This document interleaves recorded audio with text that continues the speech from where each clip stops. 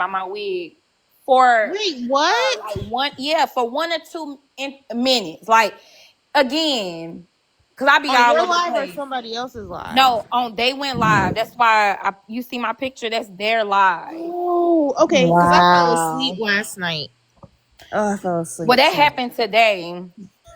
So the Oh. thing that was interesting about the dragging, it was weird. So let me address a couple things before we jump back into it. So had my picture up, but they would say, like, it might be 3 or 4 clips that I have where they said something about my live or referred to it, but they kept my picture up and they did the kiki like they do, laugh, giggle, play, do what they do. It's a performance. It's always showtime with them. Like the voices, I'm a clock out. The voices, the animation, the theatrics is always showtime. So they was back and forth within the performance that I guess is that them that be going, y'all know how they do. They be, speaking for the community, even though we know they don't give a damn.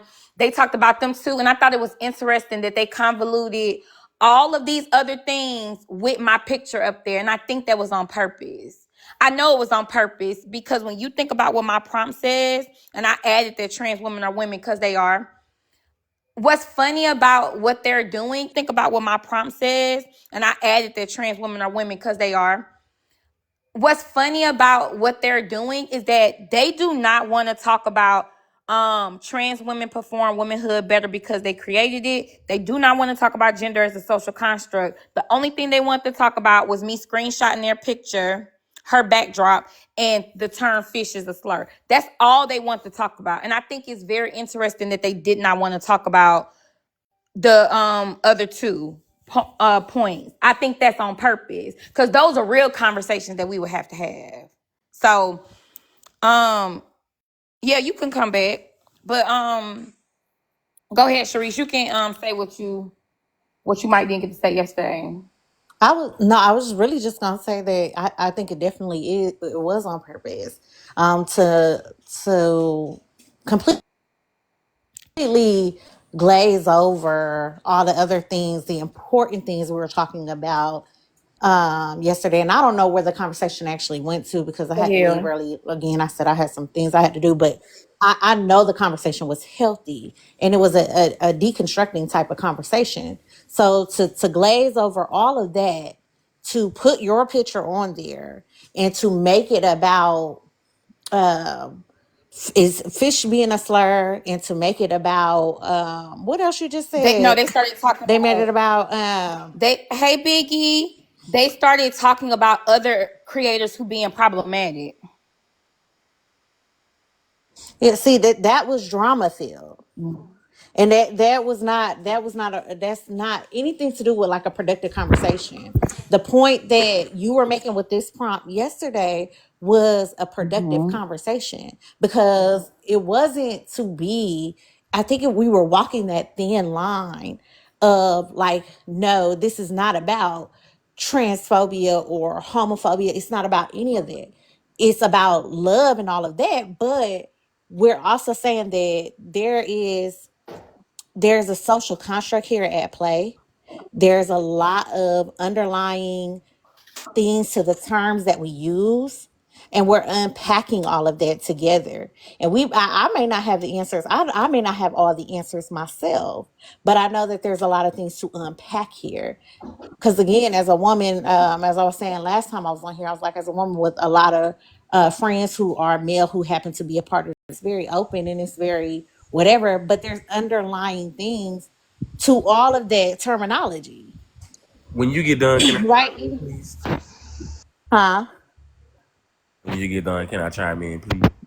Yeah. Um, and I was going to just say really quick too that no one has ever told me more how to be a woman or how I'm supposed to be performing womanhood more than a man. No one ever in my life has pointed that out to me, said that to me more than a man in my life. And I'll land there. Clock it. Uh, Yes. Hey Biggie. I don't know if Tam was before you. Let's see if Tam wants to say something first. All right, hey. Hey. I was just gonna say, dang, I was hoping what you were gonna say was they invited you up, y'all had conversation, they're coming over here tonight, blah blah blah. But I'm very disappointed. I'm disappointed in how they reacted last night and where we are today. Like, why would they take that? Because, like you said, there were aspects of the conversation that we didn't even get into. The girl, last night you motherfucking rolled them hoes out. When I say you roll them hoes, you fruit roll up them hoes up out of here. It's a And must. I had to give you props for that. It's That's a number Louisiana thing. It's a must. And number two, I'm gonna say this right here, and I'm not here to be combative with nobody. I'm not here to try to change anyone's beliefs, but I'm just gonna say this, and then I'm gonna go ahead and say what I gotta say. When it comes down to the whole fish thing, I'm gonna say this. I believe it started out as GAY men giving cisgender. I'm trying to be very inclusive, so excuse me if I step on any toes. But basically, what I'm trying to say is this: the whole fish thing started out in the GAY community with the boys as giving the girls their compliments. And I'm gonna say this: I wouldn't give a fuck if we did start it as a compliment. If y'all come and saying this is offensive, then guess what? It's offensive. Period.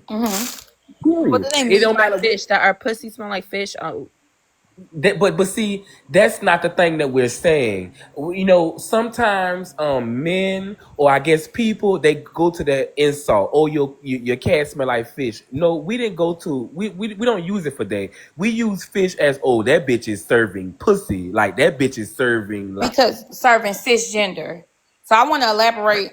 I want to share something because this is what happens when we have these conversations that are happening 50 years later, 100 years later, 150 years later.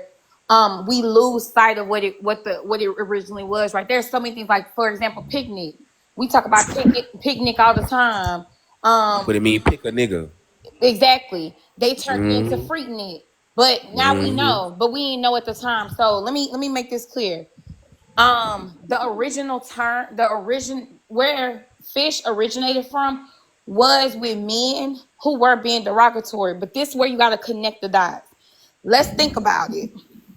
Let's take it back. Women doing, women were fighting for feminism and liberation, all those things. Women wanting to be in workforce and starting to be in the workforce. So men started having this conversation and using fish as a derogatory term, right? Then we see it later goes into ballroom culture, drag culture. Right. Now, if we think about it, so that's in the 70s. Let's say in the 80s, late 70s, early 80s.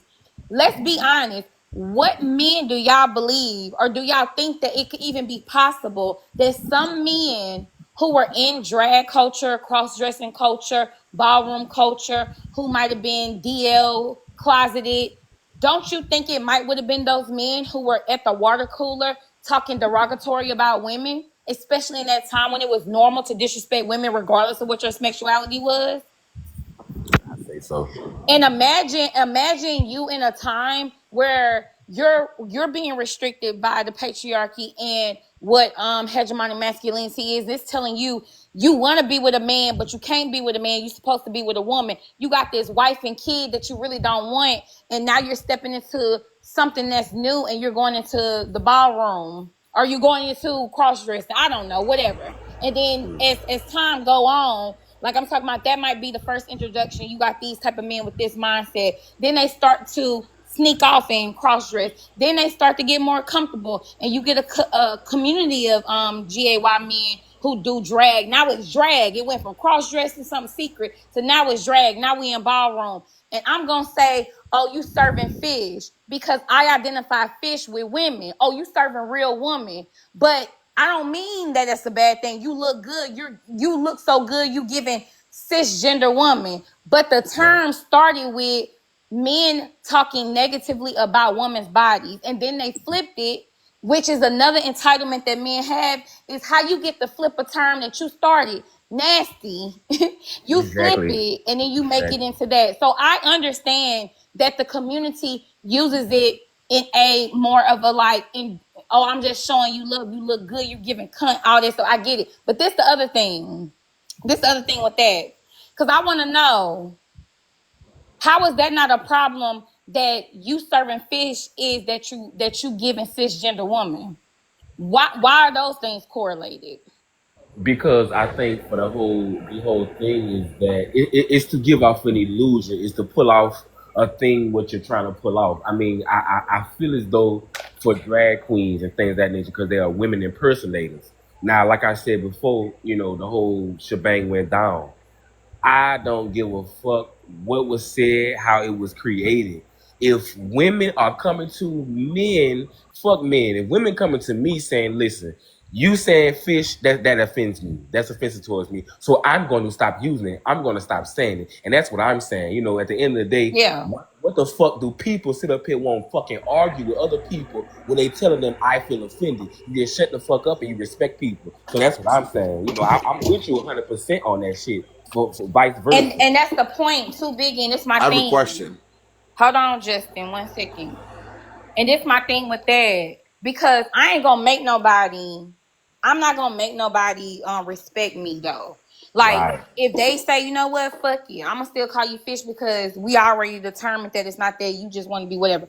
All I'm saying, Biggie, and you know me, I'm big on slur for slurting. You That call me part. fish, and I have to be able to call you something back because I want this All to right, be Paul. clear. Big on slur for slurting. You That call me part. fish, and I have to be able to call you something back because I want this All to right, be Paul. clear. Right. I want this to be clear because we got to understand something. If you get to exist in ignorance because you're marginalized and there are certain things that's happening to you, I and should you be. get to dismiss me being marginalized and what I got going on and how I'm traumatized, I too can. I don't have to. I didn't have to unpack. It's not Exactly. mandatory to unpack. I could simply say I'm operating in my divine femininity to survive in this patriarchal society. I didn't have to do the research and understanding and unpacking. I didn't have to put myself on Front Street where people can clock my colorism, can clock my unpacking. I didn't have to put myself on Front Street where people can clock my colorism, can clock my anti-blackness, can clock my transphobia, can clock my H-phobia. I didn't have to put myself out there to be reprimanded at any given opportunity, but I did because I want to clock my H-phobia. I didn't have to put myself out there to be reprimanded at any given opportunity, but I did because I want to learn, I want to be better. And it ain't just about my kids, about your kids, they kids, them kids, whoever kids. Cause I see bigger than me. But I be damned if a motherfucker try to hold me to a standard they don't want to hold themselves to. Cause I ain't fucking perfect. In the words of the church, God's still working on me, bitch. And it's slur for slur until you learn. If I'm fish, it's gonna be some epithets and fucking adjectives up in here. I'm gonna tell you that right now. I'm a dog it out. Understand. That's something I just don't understand. Like literally, if you're telling me that you're offended by what I'm saying, then guess what? As me being a person, just a human being, I have to change my dialogue because you're offended. I'm offending you. I ain't finna sit here and fucking argue with you and that, you know what I'm saying? Like that's so fucking weird to For me. sure. And that shit last Do you night. guys hold studs to the same standard? Oh, I'm going on mute. Justin, hold on, Justin. Do we Go ahead. No, no, you could let him say it again. What you said, Justin? Do you guys hold studs to the same standard? But you can answer him, actually. But he got to go. I ain't dealing with that tonight. Give a damn about that. I was Girl, going to say that I think that they may even get held to they might get held to the fire even more. I feel like they're checked constantly about how they approach or treat other women as well, and they're also approaching their own sexuality a lot. They walk a really thin line with misogynoir and non-binary, like in a non-binary space. So I think they're constantly checked on that. I think that they get it worse.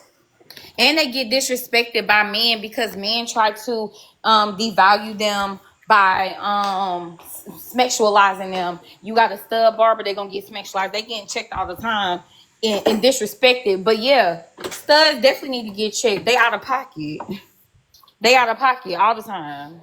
Like, Matter of fact, it's a lot of It is out of pocket. That's what exactly. I share this all the time with my experience with dealing with women. Of whether STEM, stud, film, whatever, it doesn't matter. There has been, I don't know if it's my personality, I don't know what it is, but there has been many women who are on the feminine side who want to, like, I guess you could say, experiment, be approaching me like they a man, like they gonna ghost me like the nigga ghosted them last week. Like, it's very much disrespect. It's like it shows you that they can devalue me because they feel devalued. And a lot of people who dehumanize or devalue you is because they lost their humanity or their value. So you don't value women. So you think that men disrespect you because you're a woman. So you gonna come and disrespect me because I'm a woman. That absolutely happens. So if that happens with feminine women, who, what you think them studs put me through? Fucking hell. Is that them playing into what they feel like manhood is, Yes. which is just sheer disrespect? It's what they think manhood is, and they be getting, see, them studs be getting disrespected and getting played with at the grocery store, at the gas station, just like us, and they want to come and try to dominate the feminine woman. Again, they don't value, they think that they're being disrespected because they're a woman, and they lose their value, so then they start disrespecting women. uh, Uh, on that, that's Jalen, similar to I'm sorry, I'm gonna be real quick. I'm gonna land it real quick. I have an outlook be like real quick. I'm gonna be real. I'm punch in, punch out. But I have an outlook on that that's similar to how like black men evolving through like Jim Crow and enslavement, like taking out their hurt towards the YT men on the women in their homes. So uh, stud women who are treated like maybe some way that they don't want to be treated or presented as like women in society, they come home and they want to enforce those gender roles harder. They want to be hard on the women in their lives to hold them up to the standard to be a man, to be a certain amount of feminine in their households because society is showing them something that they're that showing something like that's not acceptive of them, and so they enforce it hard in their homes. I agree. That absolute, that definitely. Damn, y'all, I'm sorry. And the best representation of what you're saying, and you can, insert whoever you need to, is the Nikki Giovanni and James Baldwin conversation. Insert whoever you need to, is the Nikki Giovanni and James Baldwin conversation is a perfect example of that. Like, I was thinking yep, of it that's don't get exactly. it don't get any right. So and trans men, whoever, will fall into that. Because they're trying to fit in. People be wanting a place. Like, people want a place, and they want some opportunity to get a step above. And if being a stud is a step above because it gets you in with the boys slightly better than being a feminine woman, then that's what they'll do. And that's the complexity of this idea of gender. That's why I'm like, we gotta talk about it because it's so complex. Because, and I can go on, but I'm gonna let Lynn go. But I just want us to point out there are some women who want to have some type of masculinity or some type of presentation that would allow them some a breath from what it is to be a woman in society. And then some people view womanhood as the freedom. So and I understand it, but we can look at it all kind of ways. But go ahead, Lynn, my bad. Oh, she on the elevator. Um, so while she on the elevator, I can play a clip. Since I'm gonna keep it on with the um. I'm back. Oh, you back? Okay, go ahead, and then I'll play a But clip after. I just want to say that a lot of times we look at um dang, what was the word y'all just used to talk about stuff? Oh, the punishment aspect of men and studs and um whoever, right? Anybody who's masculine presenting. But to me, the form of abuse that I feel like is more common is the exploitation of women, because they're in it. I feel like studs are in a unique place. Trans men are in a unique place where they understand womanhood, and they have a peek into like masculinity. So they know the things that they can say and do to exploit women. A lot of times I hear a lot of femme women who get exploited by studs, femmes, or trans men. And it's the same way men do it. Like, still presenting that masculine front, masculine role, but the woman is taking care of them. The woman is providing for them. The woman is paying for everything, like the feminine woman. And I just think that is something to be talked about, especially in the Black community. Like, Black women are always being exploited by the masculine figures, the people assigned male at birth in our lives.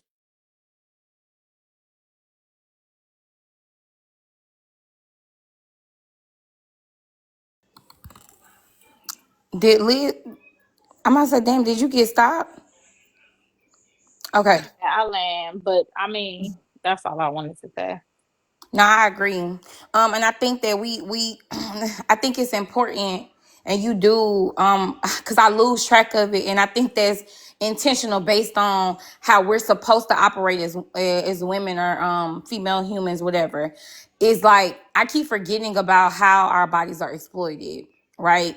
And to me, I think that I think that it is true that the perception, how we're viewed, also allows or look at a trans man, whether they have uh bottom surgery or top surgery, whether they have done anything. Trans men, if they're taking bottom surgery or top surgery, whether they have done anything. Trans men, if they're taking their T shots or whatever, and they're presenting and they have developed their the man body, although they might have some of the parts that are typically going to be this society wants to exploit, they don't have to worry about that first. They have a first line of defense, so to speak, if that makes sense, because the perception is a part of it, right? That's why men created the identity that is woman, so that they can make sure that they can place who they needed to target. And that's just what that's where I'm thinking. I could be wrong. I'm processing it, but that's where my head is going. Like, is that why they need to create this gender binary, so that they can figure out how to be sure that they can place the target on who they need to be targeting for the exploitation. So go ahead. Hey Liz, I didn't know. Liz, I saw that you was in the queue, but then I went in there, you wasn't in there. So I invited you, but I don't know if you meant to or not. I'm sorry. Especially in your room, for some reason, I always tap the box by accident, but that's okay. I'm up here now.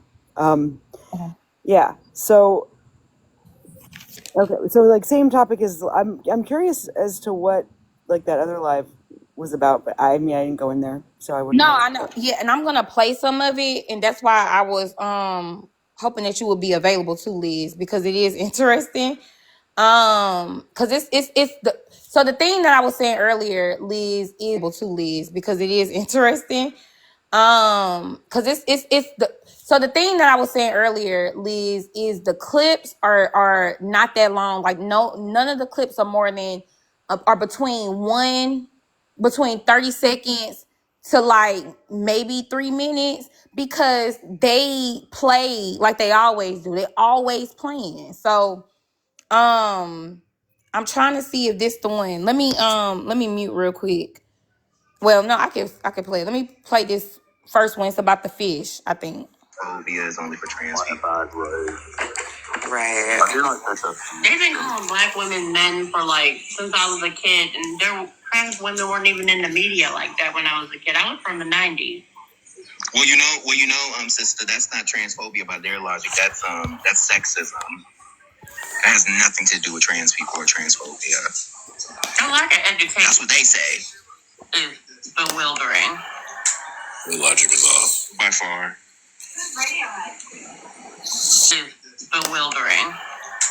The logic is off by far. Cause like she allows that type of rhetoric to happen, does not clock it, but then wants us to feel bad for her when they do stuff to her. But that's us, right? She can't. She's not. Is this the same lady that y'all talking about was complaining? Isn't this the same lady? Real quick, isn't this like the same lady that y'all told me earlier who was complaining about Kiki? Yes. Kiki Mapisha. Kiki Mapisha. Kiki Mapisha Milan. Yes. She was upset that we was in here having a good time, listening to Kiki, and go back and forth and shit. And her second problem was Auntie Waters' background saying trans woman divine feminine. It's like, why are you? What? Do we not have anything for ourselves? Yeah, what's to get upset about? What's to get upset about? What I can't get is she says the term fish is a slur. Does she realize that comes from not only ballroom culture? I initially heard it from Gia Gunn. Pew Pew, my bad. I heard it from her. Well, she's like, I look like fresh tilapia. Like that's. I mean, she's an Black Annie though. And that's where now she is. At the time, once she was on the show, when she was a trans woman now. She was back then. She identified as a, as a G-man. Yeah, Black Annie. That's what I'm saying. So at the time, for me, it's like context. But like at the time, she was talking about tilapia, while like queens in like ballroom, they would be like, "Oh, you giving fish? You giving cunt? You giving da da da?" So them not understanding any of that because they only put like a tiptoe into things just to be offended. They need to get an IQ, get a lesson, and sit down.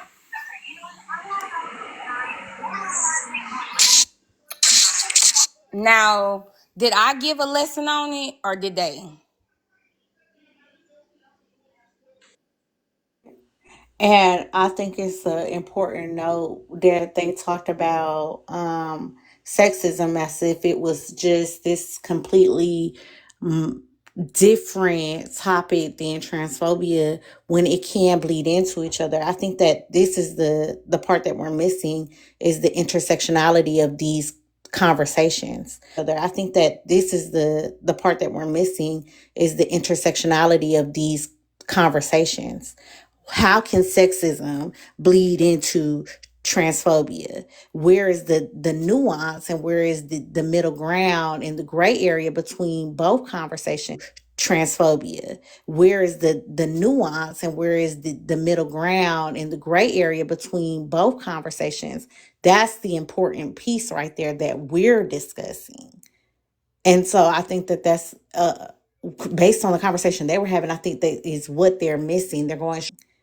And so I think that that's based on the conversation they were having, I think that is what they're missing. They're going straight to offense versus hearing what women are saying on this side about how things are coming off. And also historically, hearing what women are saying on this side about how things are coming off. And also historically, where do you get fish from? Where does that even come from? I'll just land here. Yeah, like they don't have to respond to that. Go ahead, Liz. Yeah, I think like with the whole conversation around like Black women and transphobia, I think that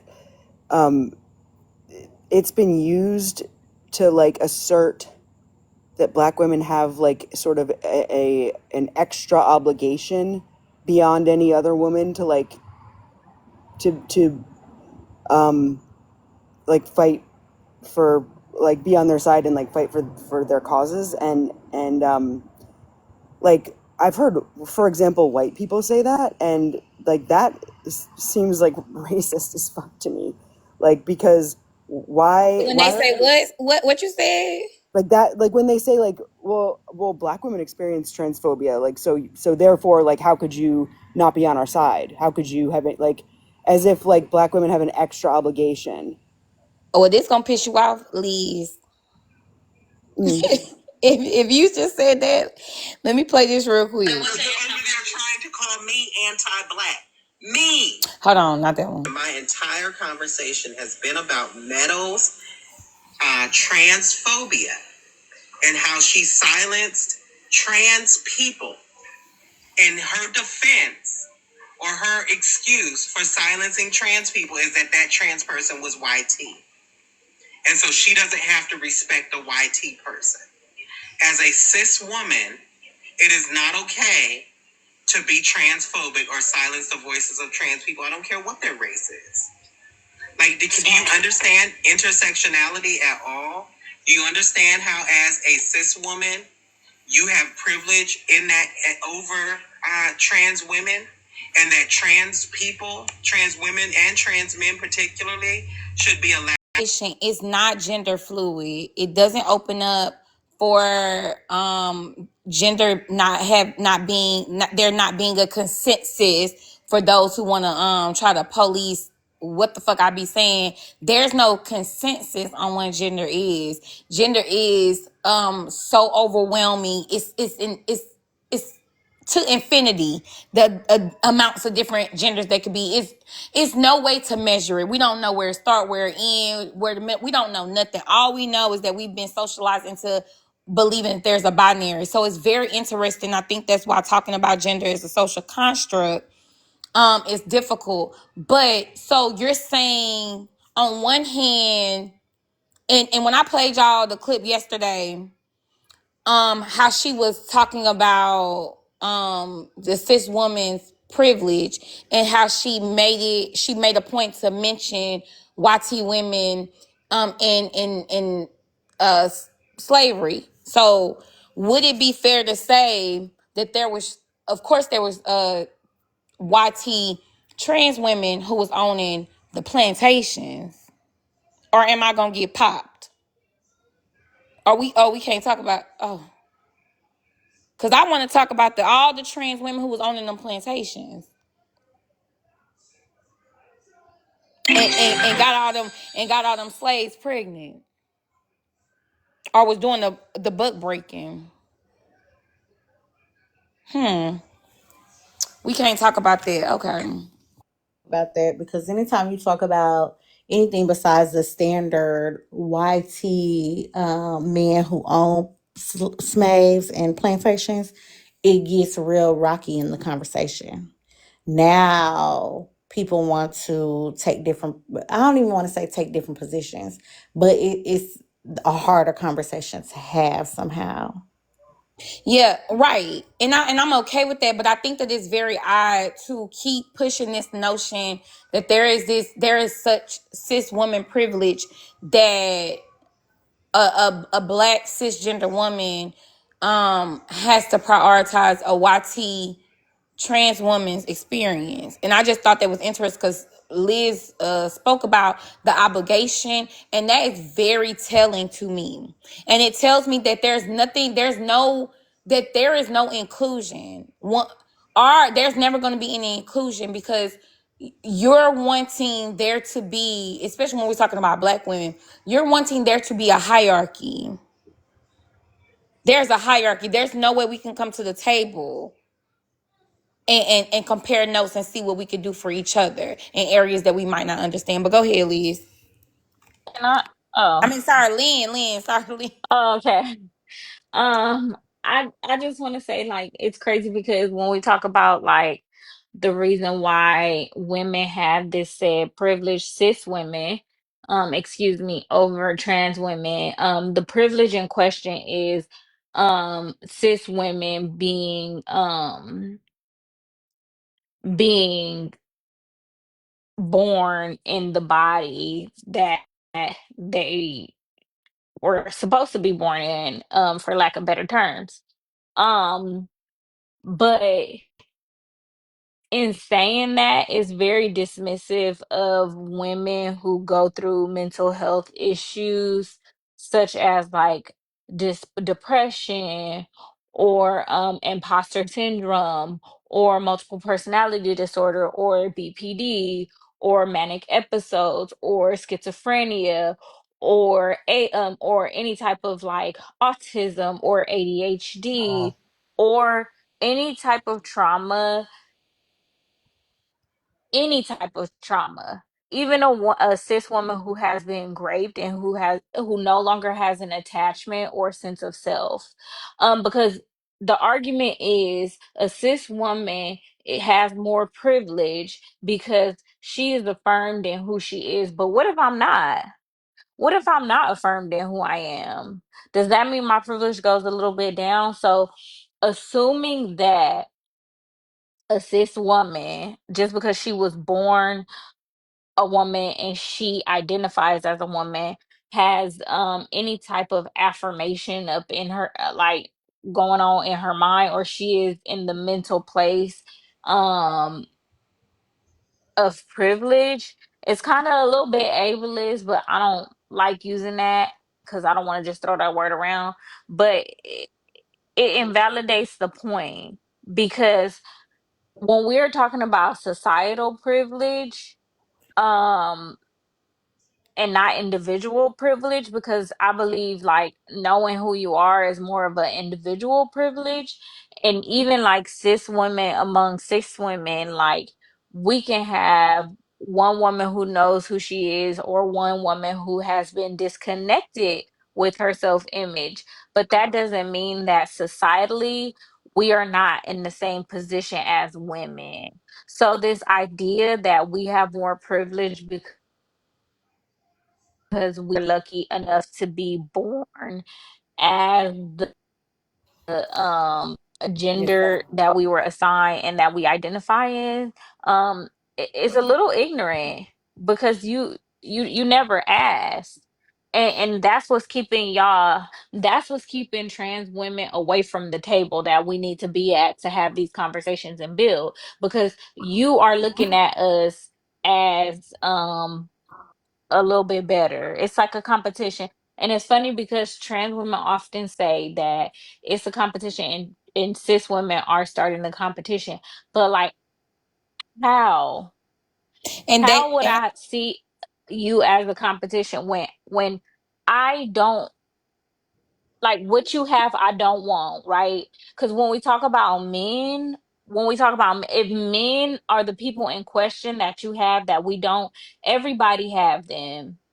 Even the gays have them. The other girls have them. The big girls, the small, even the gays have them. The other girls have them. The big girls, the small girls, like anybody can snatch a man. They're easy. So stop saying that we jealous of y'all because y'all get our men. Like, nope. Nobody gives a fuck about anybody can get easy. So stop saying that we jealous of y'all because y'all get our men. Like, nope. Nobody gives a fuck about anybody can get the man. Anybody can get the man. Literally anybody. And I think that's projection. I'm sorry for being long-winded. and and Alan. and the other thing is, when did, going back to when you started, when did black women get the affirmation? Because if and I think, Liz, you made this point, if your argument is that black women experience transphobia, then how are we being affirmed if we're always getting misgendered because of misogynoir? Like, how are you saying that to black women? And how are you weaponizing YT cis women against cisgender black women, and then also talking about the transphobia we experience because of misogynoir, and then going right back to, but you gotta shut the fuck up even if it is a YT trans woman? Thing that trans women are concerned about is being affirmed, and that is where the performance comes in, because that's the most important for them. And until they understand, until they get out of that, they cannot come to said table, Lynn. They're not ready to come to that table. They're not ready because they're too busy trying to be unique women. They're too busy trying to be the type of woman that has all the things and some. They're too busy wanting to be a victim and a villain at the same time. And when I play this other clip, y'all will hear what I'm saying. But I want to allow Prince to come in. I know, Prince, it was rough last night, but you know, we here. Yeah, okay. Yeah, But yeah, the no, playback there's was crazy. some Jesus, I don't want to think about it right now. But yeah, no, I just wanted to comment on like the dangerousness of, like, I guess in this part, white allyship is when it comes to like trans women wanting to put white trans women's voices on an equal level or above cis women's voices. And, you know, just me noticing patterns when it comes to different movements of social justice. It's like, are you sure you really want to do that? Like, it's like they're trying to subvert this. It's like they're trying to, what is the word? I'm gonna describe it like this. They want to be on top of the wheel while at the same time saying they want to break the wheel for my Game of Thrones people out there. And that's very frustrating. And I'm gonna land there.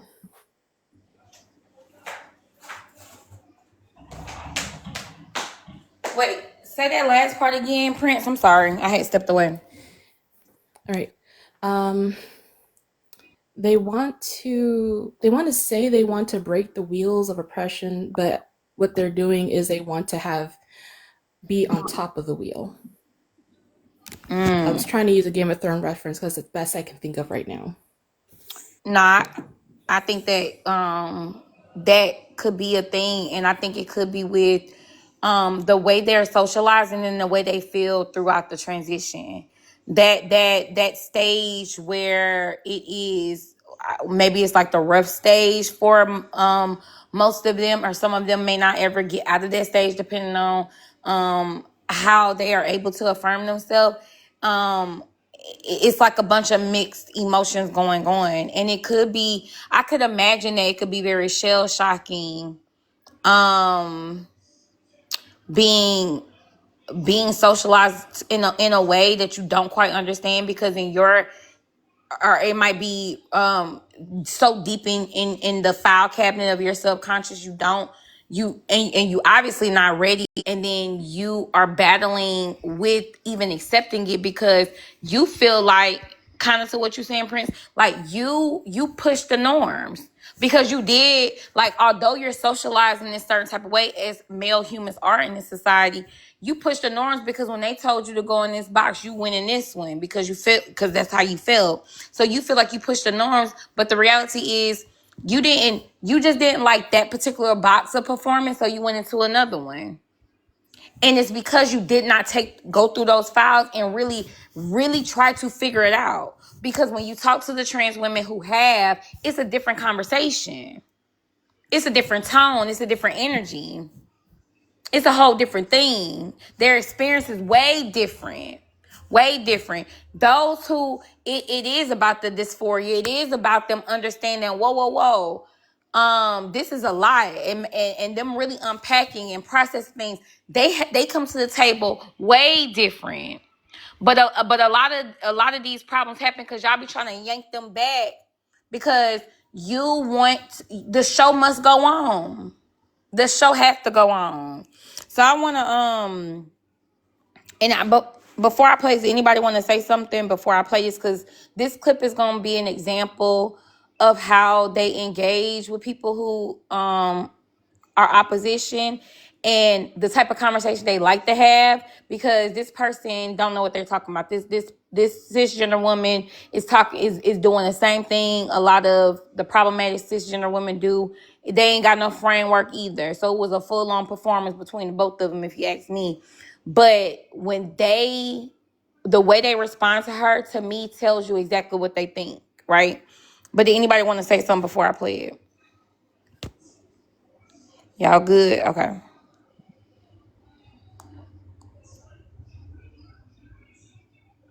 Yes, All right. I am. Can we get your age and pronouns? Yeah, I'm 27 and she her. Okay, now can we get your contention with the prompt? Yeah, I'm just confused. Like, what do cis women gotta be jealous of? Or why are you The saying we're skin, jealous? the face, the body, the hair. Of everyone? Of trans women. We're jealous of your features? Is that what you're saying? Yes. I said jealous of the skin, the body, among other the things. face, the hair. So features. Among Exactly. other things. What other things? our freedom to express ourselves without ridicule from other people outside of y'all just being upset that we exist. And why would we upset that you exist? Y'all hate each other and then claim that everybody needs to love y'all. Really, I wouldn't saying that you're not upset that we exist just because we're not talking about you personally. We're talking about cis women as a whole because they are upset that we exist because they have regulated by law now that they've actually implemented laws that affect us. No, it's just the fact that trans women be trying to enter into biological women's spaces. There are no biological women.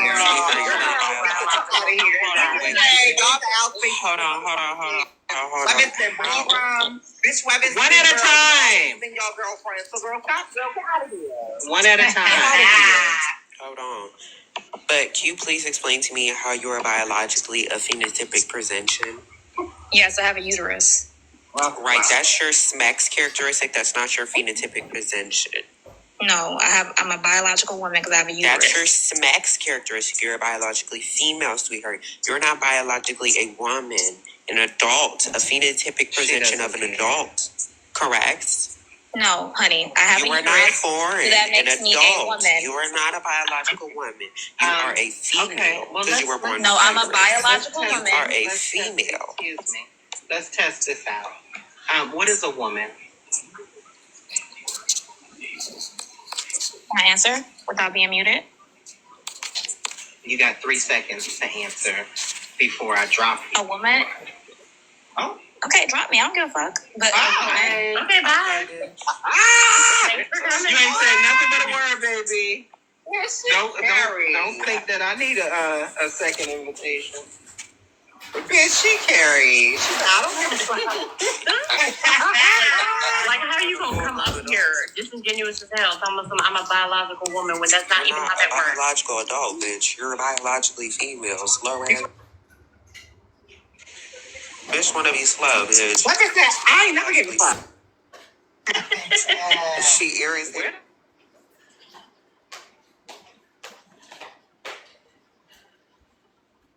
Yeah, that's it, y'all. Sorry. That's it. I think, yeah.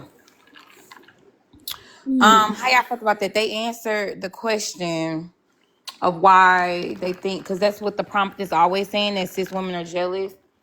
How y'all feel about their response to why cis women are jealous?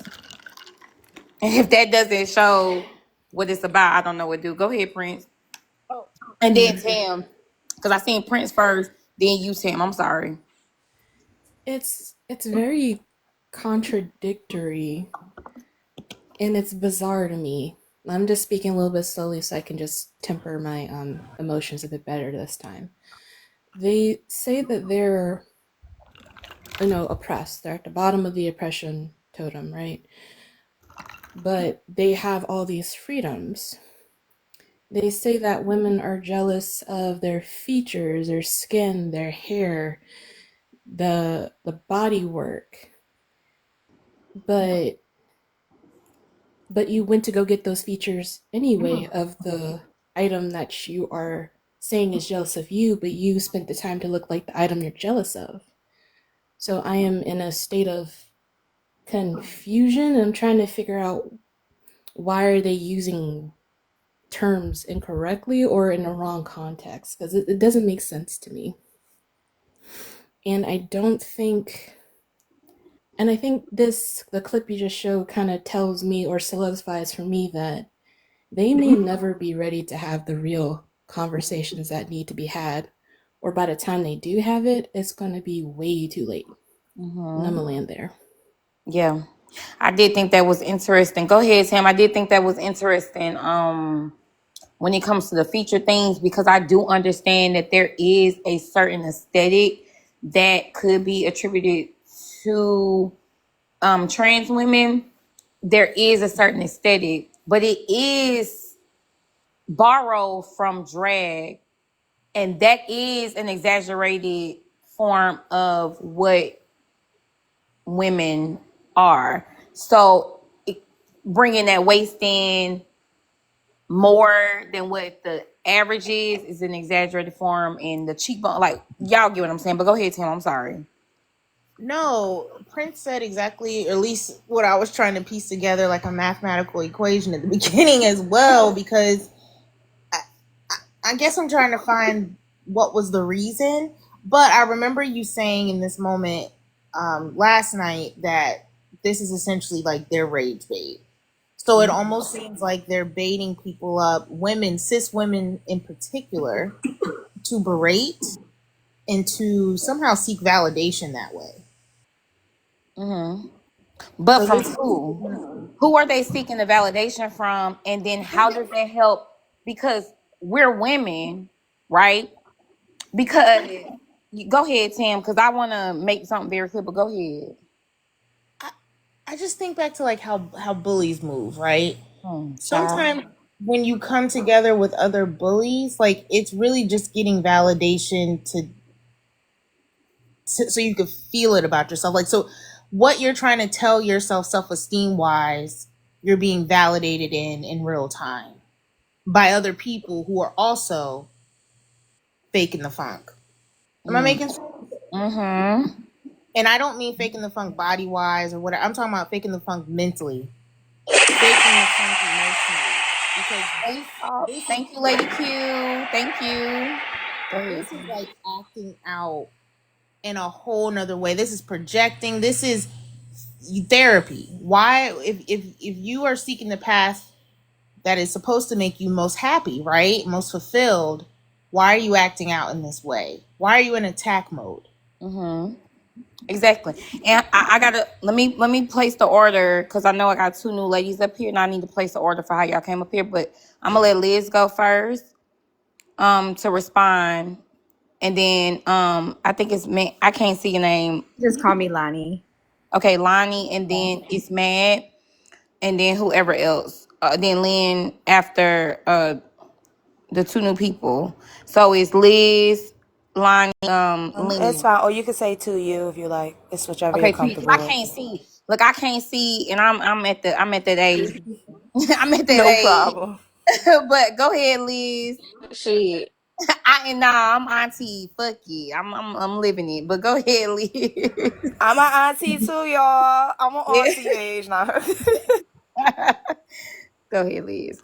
So when I think about so what that clip tells me, and not that it's like anything I didn't kind of already know, but Say that shit, Liz. what's up? I said, say that shit, Liz. Is that when we think about feminism or fighting for women, like when I think about it, I think about like what are our shared experiences and our shared struggles. For one thing, we don't have reproductive freedom anymore. Like we don't have the rights to our own bodies anymore.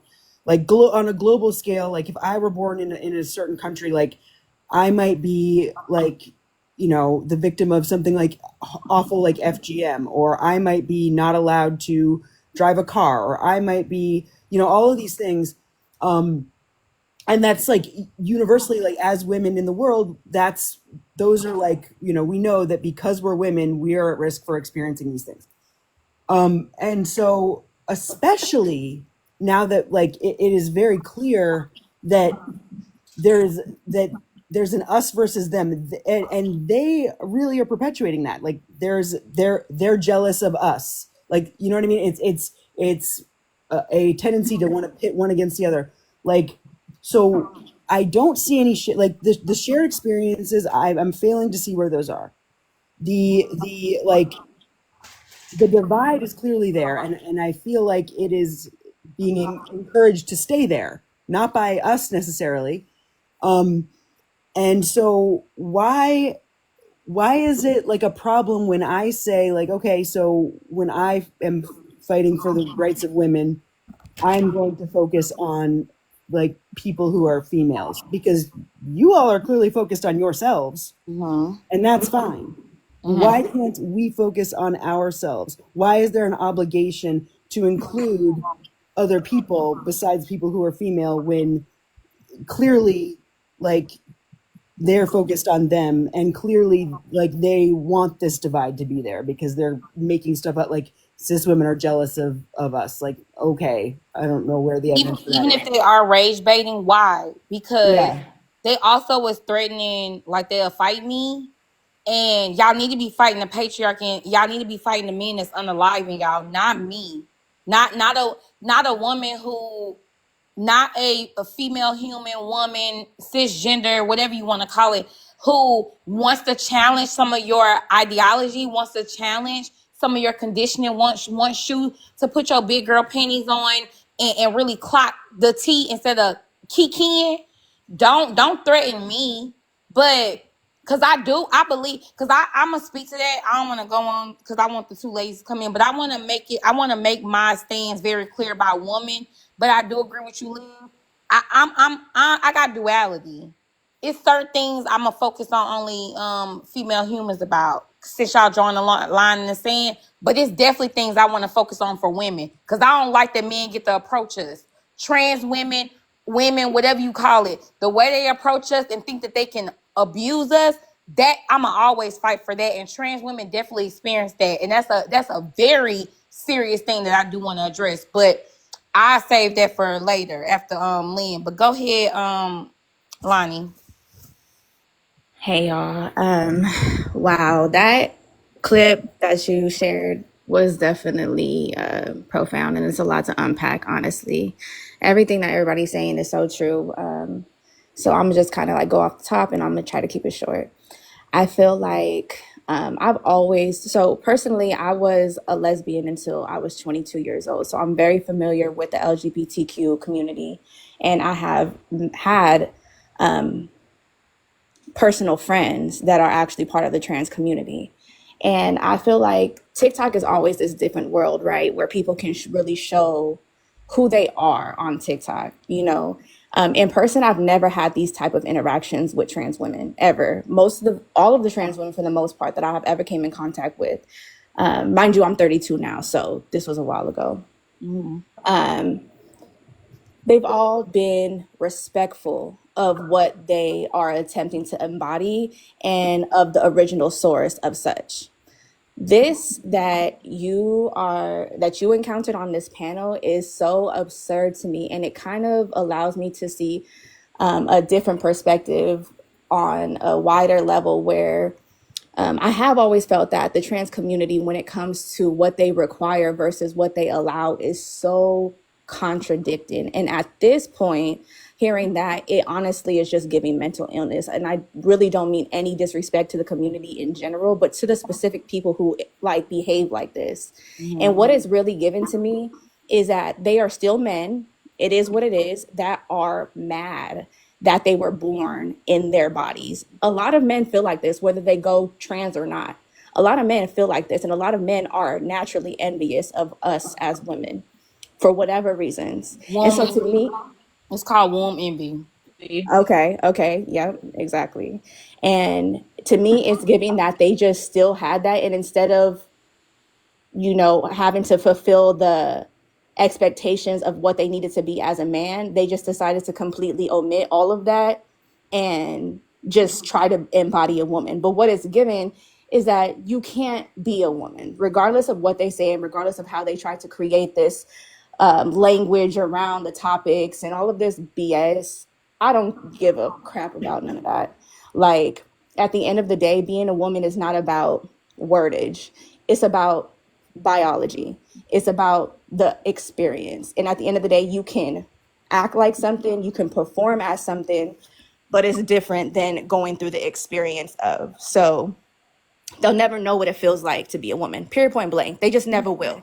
And so I would say, as women, we just have to stop even giving them our energy, because just like a heterosexual man, when we give them anything, they feed off of it. They feed off of that shit. So that shit is just completely absurd to me. So I'm gonna just stop there. Yeah, I want to say one thing about what you said. I think it's interesting because I had a knee-jerk reaction when you was like, women is biology. But why do we have to, like, I am not comfortable with saying female human, because I do think that, why can't we have a name for it? But we'll talk about that later. I just thought that was interesting, and it's just, I need to process it. But go ahead, it's madam. Sorry. Hey, love. Thank you for letting me up. And by the way, just so you don't feel alone, I've also been on one of those panels. I think that's WADA, right? Yeah. Oh my goodness gracious. That thing looks like goddamn Mr. Krabs with no shell. And I'm so confused on why WADA likes to talk about people the way that it chooses to carry itself. Because honestly, I can't have respect for somebody I know is disrespectful to women. And it's like they pull women up there. I've watched the panel also just to tear them down. They are so jealous and they are delusional. And it's just this particular like group on TikTok that they are bullies and they're really showing their misogyny more than anything else. They're showing their natural traits. I grew up in Harlem. So You can as tell we know, though. New York, huh? We knew. Oh yeah, I grew up in New York. You get what I'm saying? Home of the LGBT. Just like Lonnie was stating, most of the ones that I knew growing up, and the ones that if I go back to my old neighborhood, they know that they are biologically men. Do you get what I'm saying? They just like to wear what they like, and they flex it how they flex it. It's something that's going on here, and they're not spreading the message the correct way. They're actually fear mongering, because those type of people, I don't want to be in my private. I don't want them in my private spaces. And then when the conversation came up with politics, it was like a stamp of hell no, don't come in my goddamn private spaces. I'm not even talking about grape. This is now assault, because you won't talk to me like that in real life. And they do think that they can feel that comfortable to be disrespectful, use the B word, tell you how to wear your hair, tell you how to wear your outfits. Hell no. You was never going to tell me how to be a damn woman. I bleed every goddamn month to be who I am. Go somewhere. And that's how I feel about it. You know what's crazy? I would get some pushback, right? But typically I would. But the reason why I'm not tonight, because I'm a stand on business. And in the words of Celie, until you do right by me, everything you touch gonna fucking crumble. I ain't saving or sparing nothing, because when my looks got challenged on your panel, and you let somebody call me a dog last year, you ain't say nothing. When you let Dev and his receding hairline to transition, have a receding hairline is diabolical. You let him talk about I got 5 kids and try to do that anti black woman shit that y'all love to do. I don't give a fuck what nobody say about you, bitch. You, like I said, it's potato with me. It's 1v1. It's I'ma give what you give, cause y'all gotta stop that foolishness. So I ain't gonna even. You got it. Eat To the add one world more up. thing.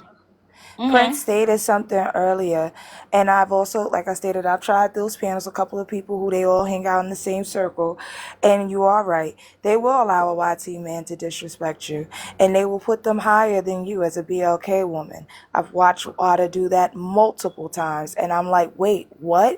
How is he more oppressed than, or have a fight bigger than mine, Wada? Because if he And that's trans, where, if he yes, trans, yes, or yep. if he non-binary. Because one of the guys on there, Hardy, which I'll play that clip later, he is he go by they them.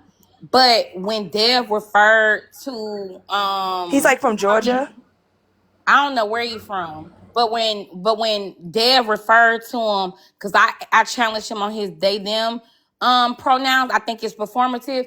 Dev called him a he. So I'm like, oh yeah, it's definitely performative, and y'all slip be showing. But if you think Dev is a YT man, Dev not a YT man. Dev is a black trans man. He just light skinned. No. This one is a real YT man, and he Oh, uses a okay, lot of black perhaps. sense. Perhaps I believe, because I mean the clip we played earlier said it. But go ahead, Lynn, and then I speak. Then I open up the panel. I know Lynn gonna eat because she been eating all night. I said Lynn been studying. I've been very proud. Go ahead, Lynn. Damn, I'm supporting you. I'm rooting for you. Rooting for me with what, I'm girl? just. I was just stalling. Go ahead. Damn, I was just stalling till you got on. But go ahead. Okay, go ahead, Lynn. Go ahead, baby. Can you hear me? Yeah. I was over there looking at the live and they got our pictures up there. I don't know how the hell they got that picture. It's a picture of our YouTube.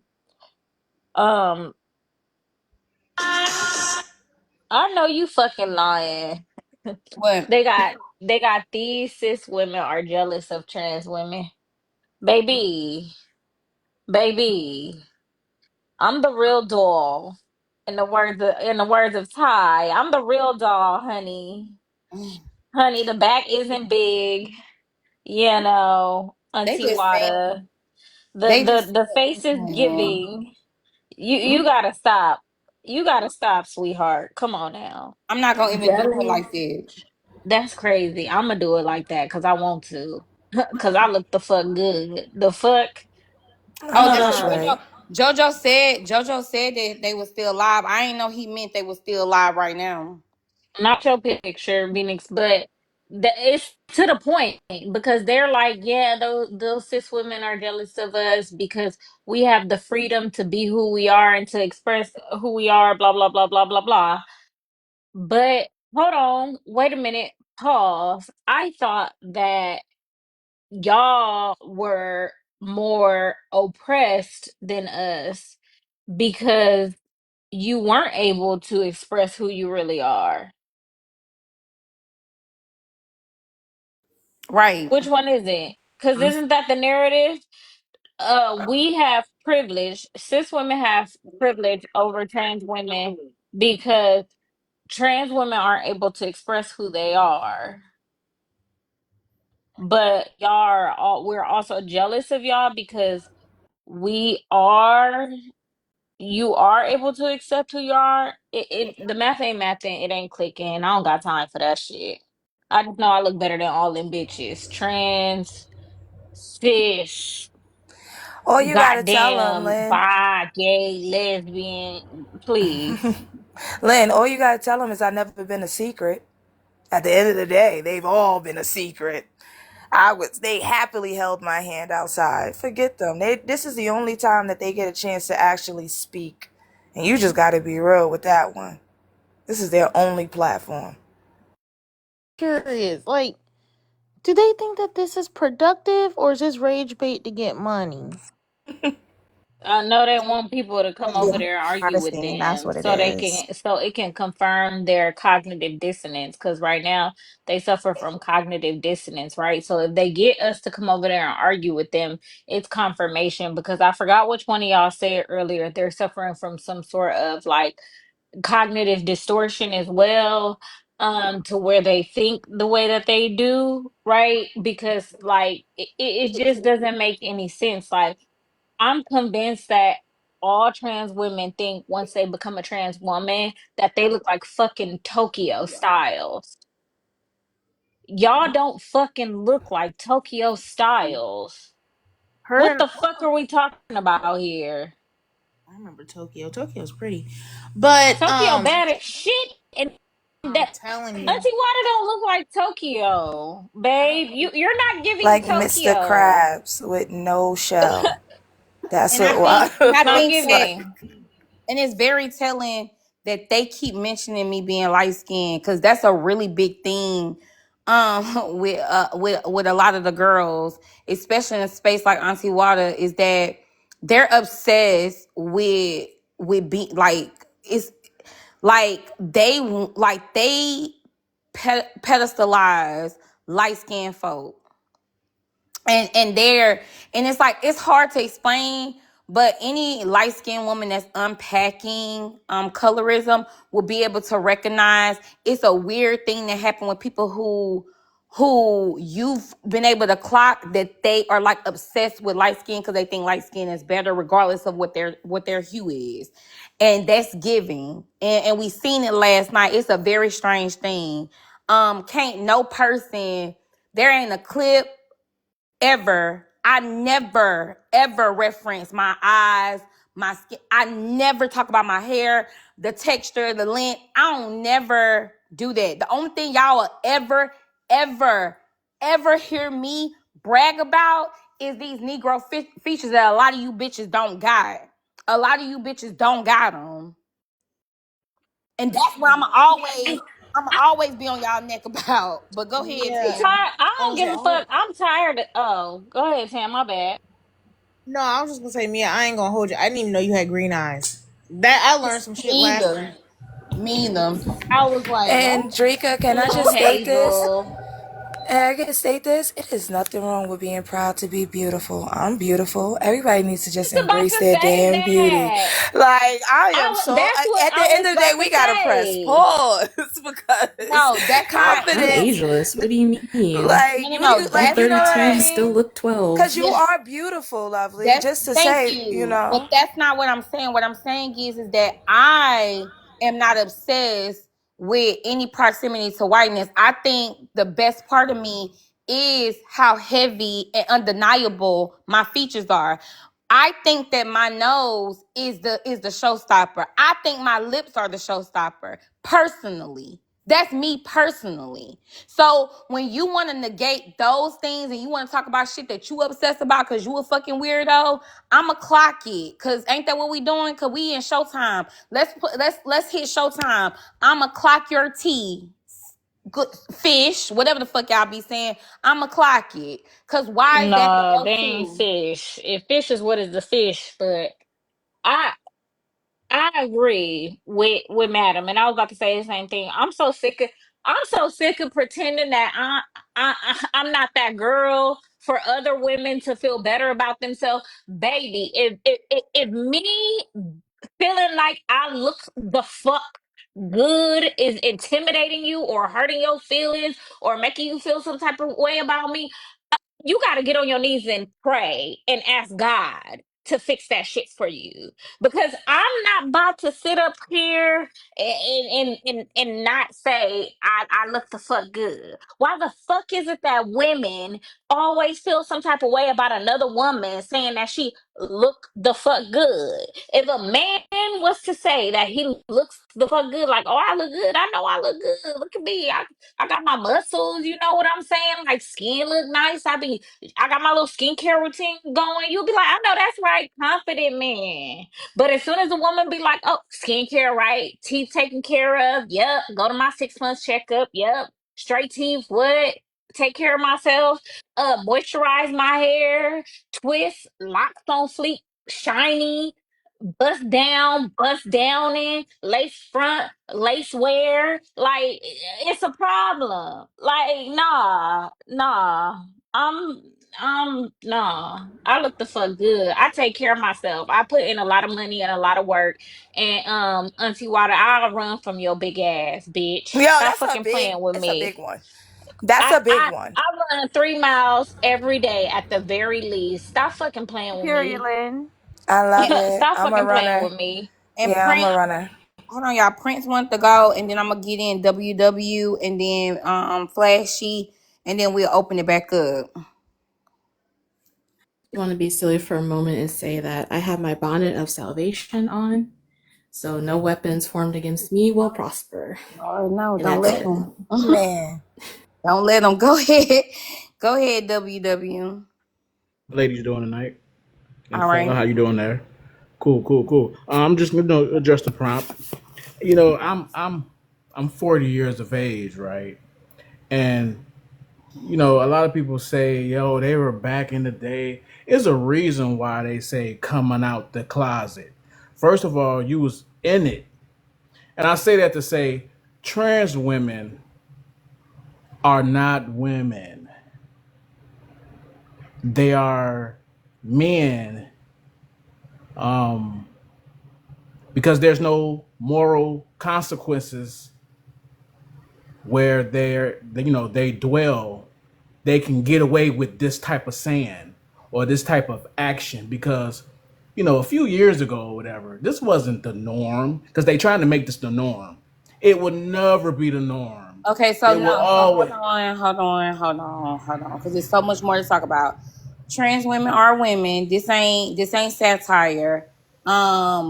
Whatever, however you want to make it, when it comes to how they're perceived, maybe not all of them. It could vary, but we just speak in general. When it comes to how they're perceived as women. That's why they're being approached. And then if somebody catch something, then they might try to shake up the table with them. But generally speaking, if you see a woman who has the things that you're attracted to, or you see a person who has the things that you're attracted to, you're going to assume, oh, that's a woman.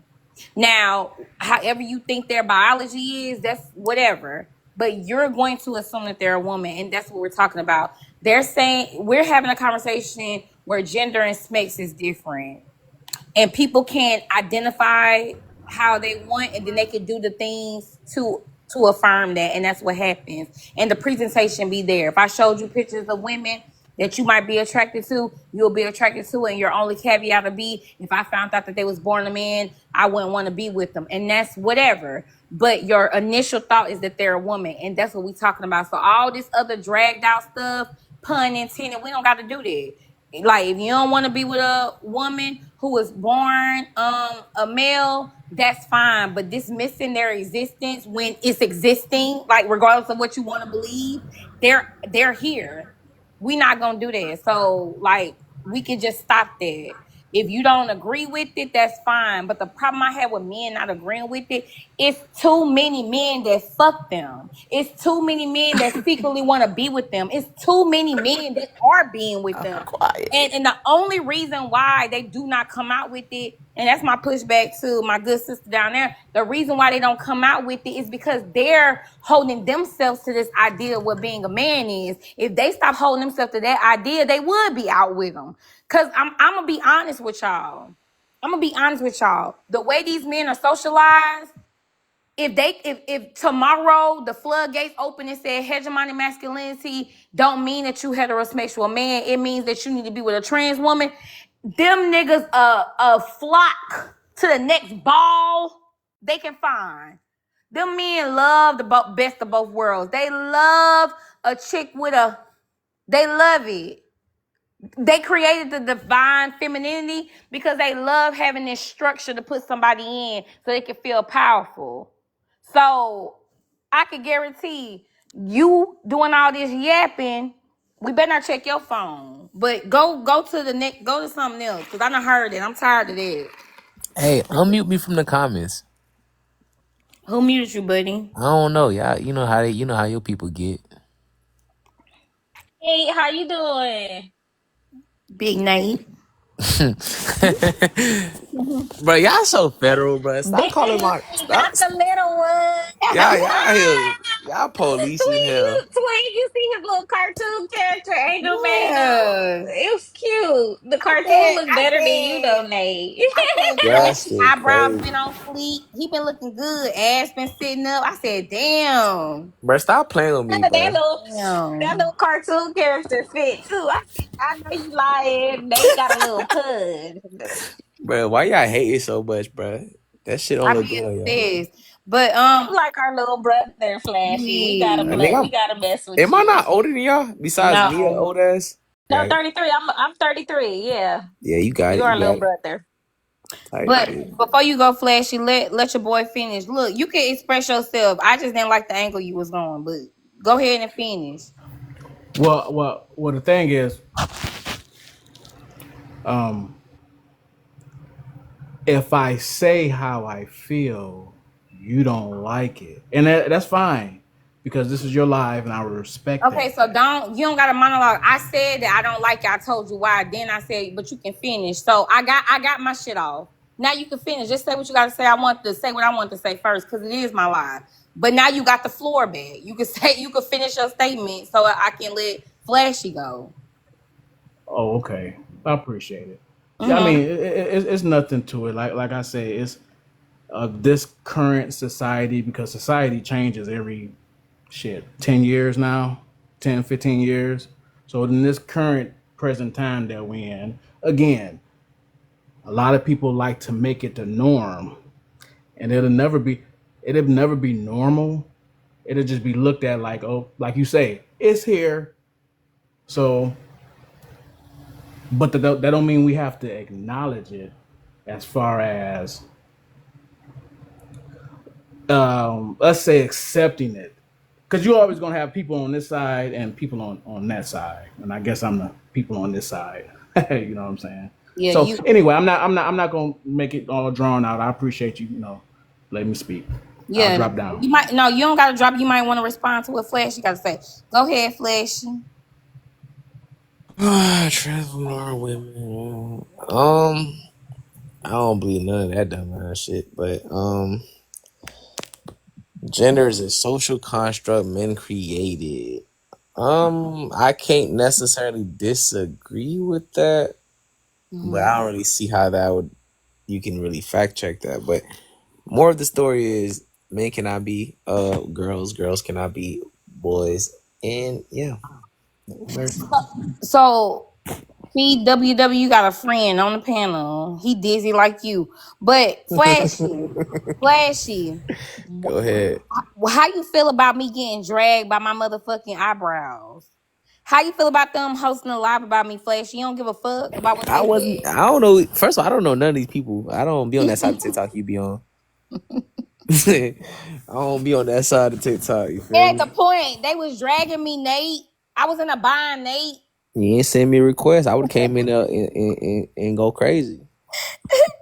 They was dragging me. They still dragging me right So what was now. it about though? Wait. Hey, Pearl. Hey, Lynn. Hey, the rest of you guys. Wait, hold Hey, on, Pearl. Sorry, I Hey, just want to Pearl. say the I names. know I'm right here. I know you see me, I'm tired, man. but I know you see me. Flashy, There you Vinny, go. Prince, God damn. WW, and Tam. Wait, are you? So they made a prompt saying, "Why are cis women jealous?" Is that you? No, they made that prompt. Oh. And blasted me in the live I had yesterday. Wait. And now they live about me again, and they got another prompt. Wait. Why are they Look at her. She the making a victim live? now. Wait, why are they making a live about you? Because I dragged them by their wigs. Wait, isn't that Hafia? She body slammed them by herself. Wait, isn't Miss Piggy Hafia? Oh, you guys probably not know her. But I'm like, what is she doing on there? She doesn't believe in trans rights. Yeah, no, that person is a trans woman. Oh wait, then never mind. I know who that is. Yeah, that person is a trans woman. But yeah, oh, you saw it, Lonnie? Yeah, they over there acting a fool. But no, because I had played some clips of some of the things they say. This person, Auntie Water, always goes live and talks about cis women are jealous of trans women. And I've been following her for over a year, and I've been on her panel a couple of times trying to get an understanding, trying to see what they're talking about. She says she does it for rage bait, but when you listen to what she says, like she mean it. Like I played a conversation where she was saying that women, trans women, getting bottom surgery, puts a damper on their dating pool. People are weird. Yeah. These people are weird. So yeah, so I went live to talk about it because I'm like, if gender and sexuality is different, It's not. I know, but hold on, let me explain what's being said. Well, I don't agree. To be honest, like I don't really give a fuck. But if gender and sexuality is different, and gender is a social construct, and woman is a gender identity that is socially constructed, and men are the ones who created the social construct, then yeah, trans women do it better. They do women better. They created it. That was the dumbest shit I've ever heard in my life. No comment. A trans woman can never outdo a woman. So y'all gotta slow down, because the thing, not you, Pearl, but the thing that the men who don't believe that trans women are women, and the way that y'all let the thoughts and the way I broke it down pass through your ears and go back out your ass is crazy. Y'all say that trans women aren't women.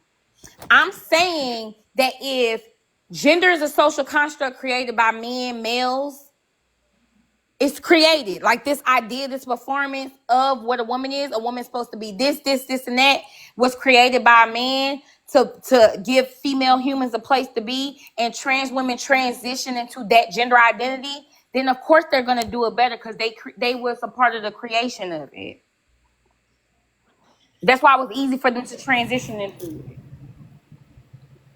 That makes So sense. I get what you're saying. I get what you're saying. I understand what you're That shit's still saying. dumb as hell though. Like we get Well, what he's don't say talking it's about. Exactly. That dumb shit's for still me. dumb. Don't say it's dumb for me. Right. Talk to Like, it didn't talk to change the your fact that what you said comrade. was still dumb as hell. Like we get it. I understand where you're going with it, but shit's still dumb. Right. Well, it Like ain't dumb on me because I think I'm pretty. I think that I'm able to critically think about things, and I ain't about to wear myself out in my old age flashy wearing about a fucking title. You got it. Y'all niggas got it. I'll give I up can't perform. womanhood. I'm too real for you niggas. Y'all can have woman call. I don't know what to say. You got it. I can't perform it. You win. This lady said, "I'll give up womanhood to get rid of misogyny." Please shut the up. Oh my god, Hey. these words are so like it's like these words are just buzzwords. Like them shits don't hold no weight at all. But that ass do. Type shit. Hey, me, I'm surprised you ain't go on my damn page and comment some weird shit. You know how you love to be. I don't know who this person is. You gotta You go. had me arguing with your bastard ass followers. Your Who? bastard loser men who don't listen. Who? They listen with their booty hole. You You. talking? You talking to me? Yeah. Oh, you talking Going about the little back and video that forth went with these viral? loose booty hole ass men. Booty holes flopping in the air. Hey, that little video went a little viral. I was like, oh, this I shit. know. I did a live about that video, and Now you know how to go viral. I've been knew how to go viral. Have you seen my Hey, main don't page? kick me again. My main page got 15K followers. Oh my That's gosh, nothing. everybody, let's laugh. Let's Oh give my him some god! attention. Oh my Sir, god! sir, why did you call us the N-word? Oh my God. Oh my gosh, how Oh dare no! Oh my you? god! I Come up with a new cannot. joke. Come up with a new joke. I'll pay you. Insults than this. Oh Come on, my make us Sad, laugh. god! bro. We are. Oh my god! Like we are sick. Oh my Make god! us laugh. Twerk or Oh something. Come up with a no. better Great joke. Kool-Aid. Put I your am ass on so the screen and twerk. offended. Really offended, Yawn. y'all. Hold on. I'm really offended because who the fuck drink grape Kool-Aid? Like Like, what? They don't even make first of that. all, grape Kool-Aid is disgusting. It's all about tropical punch or cherry, and you Ew, mix it with a girl, little bit of cherry. lemonade. And I'm offended because we don't know this nigga or that box of chicken he got. Black people do not eat Wait, KFC. They hold We on. only don't. eat like I eat their Popeyes. sandwich. Oh Yeah, god. Their you have chicken sandwich Popeyes is and good. maybe churches. Maybe churches on a Maybe bad church. day. Churches got the good biscuits They though. That do. them biscuits good. I've never They do had got the churches good. before. Hey It, Lynn, why are you resonating with these big back people? What is wrong with you? Who? I am big bag. I'm a big bag. Why you think I work out so much, Flashy? and Oh I like I'm man. not yellow. gonna I like the lie. yellow meat watermelon. Watermelon is I it's overrated. I'm Nah, sorry. Pearl. I Watermelon had is some disgusting. Watermelon's watermelon with delicious. tahini on it. Ooh, Hell Watermelon With is watermelon no. on tahini delicious. on it. mojitos. That's delicious. Y'all don't like watermelon? Y'all Uh-uh. gotta No. stop. Watermelon smoothie. Ah, especially when it's Ew, like super watermelon ripe. smoothie is Mm-mm. Oh, diabolical, that chicken look girl. good. Look at this chicken, Mm-hmm. y'all. I love Yeah, watermelon. It's good that's for a your healthy gut. version chicken. Yeah, I know everybody said we sound like, yeah, Jojo, you could die. Well, no, you can't. No, you can't DOX on my live, but I don't give a fuck though. The thing We do is, some who give a Right? fuck? Watermelon margaritas, top tier. Watermelon is watermelon my Ew. margaritas favorite are flavor. No. watermelon is fire. Watermelon is a It's nasty flavor. delicious. Especially when my godmother makes it. We're team Watermelon flavor, Pearl? yeah. Delicious. Really? Yeah. The only thing I'll give you guys like prompts on is like what's it called? Arizona. The watermelon flavor. Yeah, okay, that's good.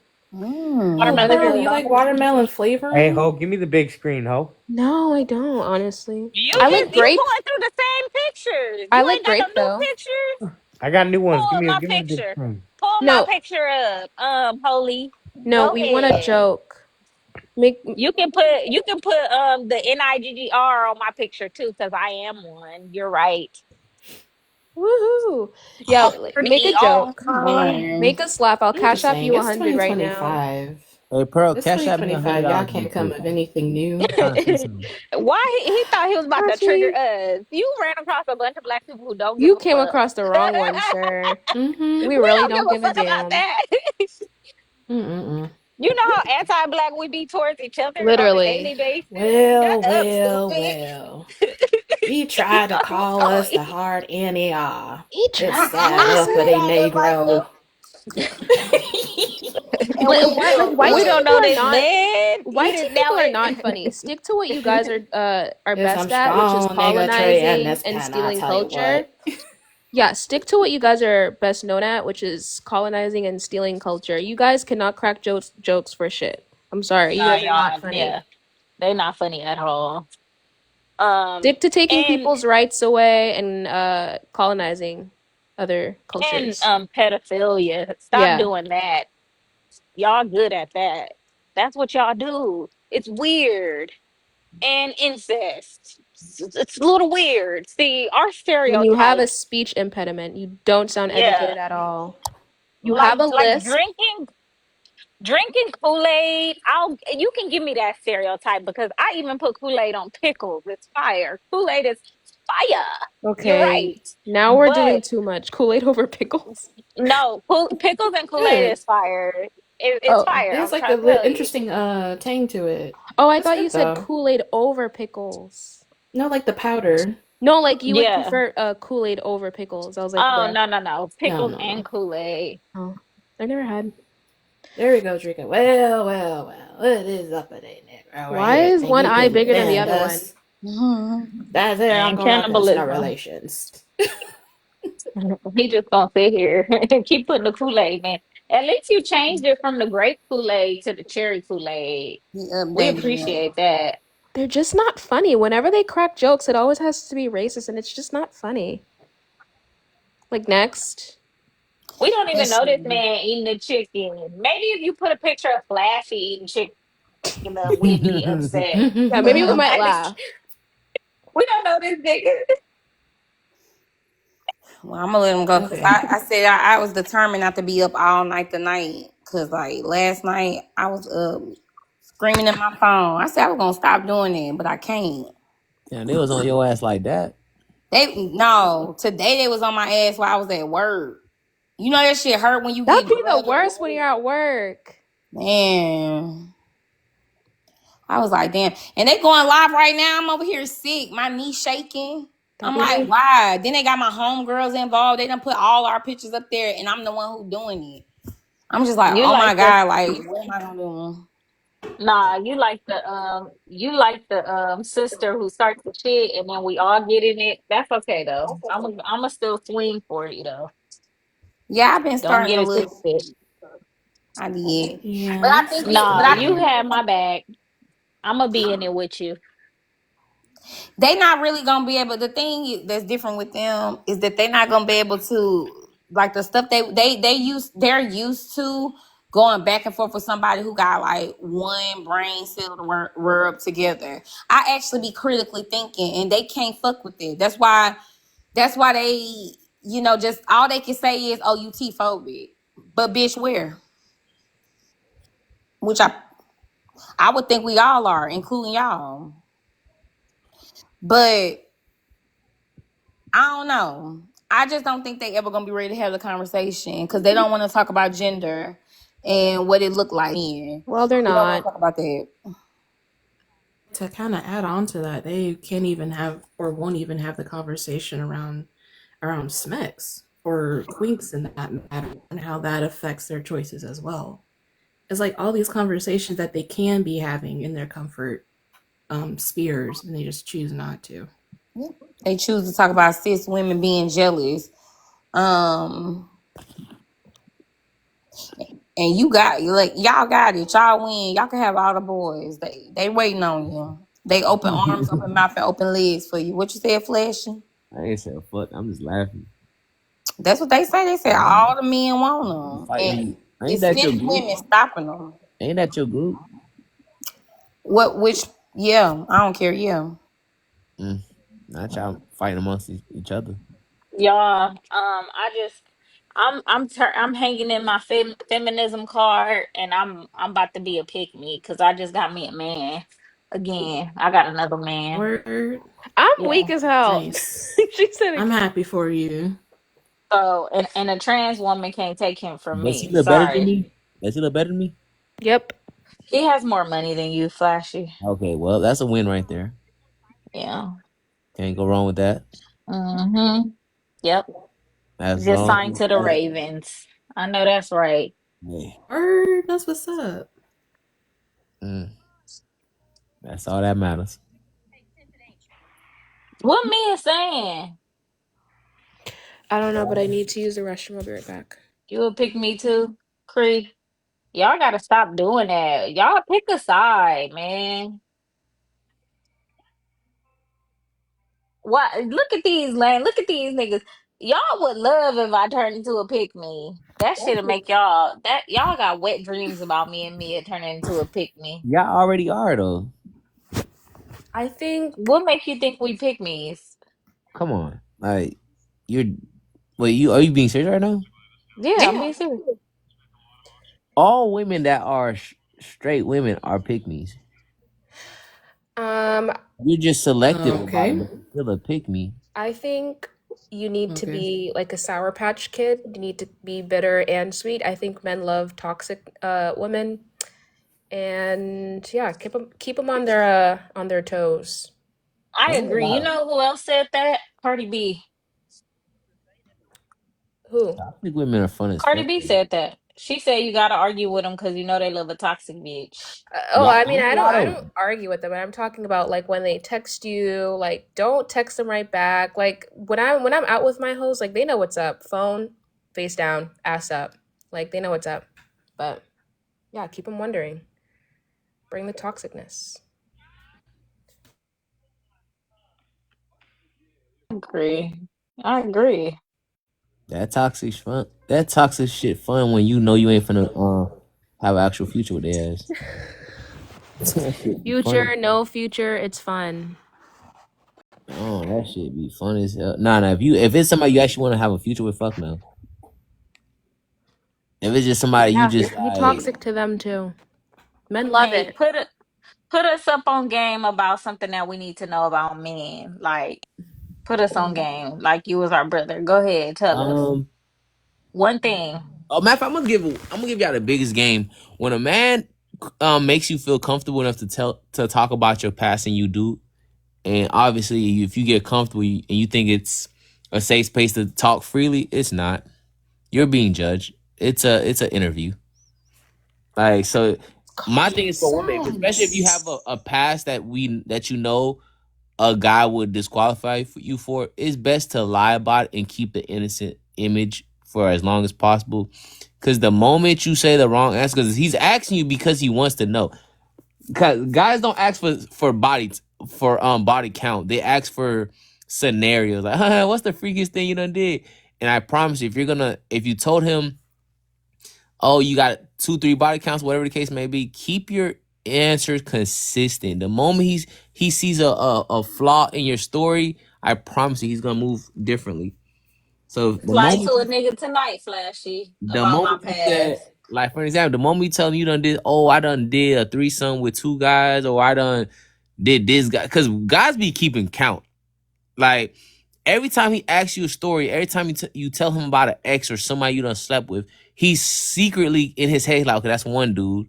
Okay, this is another dude. Okay, this is another dude.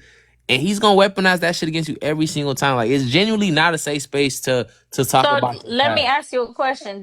So men just assume that any man a woman has gone on a date with, she slept with him. On a date, no. It's not based on the date. It's based on the scenario or the conversation, right? Like every time, cause let's be real, girls. They done snatched the fuck out of ooh, they snatched shit by them lots. They Oh shit. They pulling one of them damn locks out on his way down. God damn, who the fuck did that? Well. Lady Q? Wait. Then he said not today, Satan. I feel like that's just insecure men. Honestly, I mean, I know people say that a lot, but We was entertained and she did drug him last. Oh, she drugged him by them lies. We was having fun with Flashy. Choo, Jesus, Lady Q. Hold on, let me go on mute. Choo, Jesus, Lady Q. Hold on, let me go on mute. Have you seen that Bugatti challenge? I woke up in a new Bugatti. Yerp. That's what she did. Yep. She yeeted him off the panel. Ooh, the Spartan kick him out of the conversation like shit. Ooh. Anyway, I probably put in coconut water in my smoothies today. I don't think I want to do it again. does it taste good? My mom does the same thing too. Oh, You it do what tastes with coconut water? phenomenal. I put it Coconut in water my tastes so gross smoothies. to me. You put what in coconut water? Yeah, I put the coconut water in my smoothies this week because I had Oh, I don't my like aunt got me coconut. some. Yeah, but I tried doing the berry detox this week, so I'm like, oh, let me try coconut water, see what that does. It's delicious. Why you trying to do a berry detox? Cause I'm about to leave the country. What that got to do with berry? As gentle as I can. That makes sense. Yeah, that makes sense.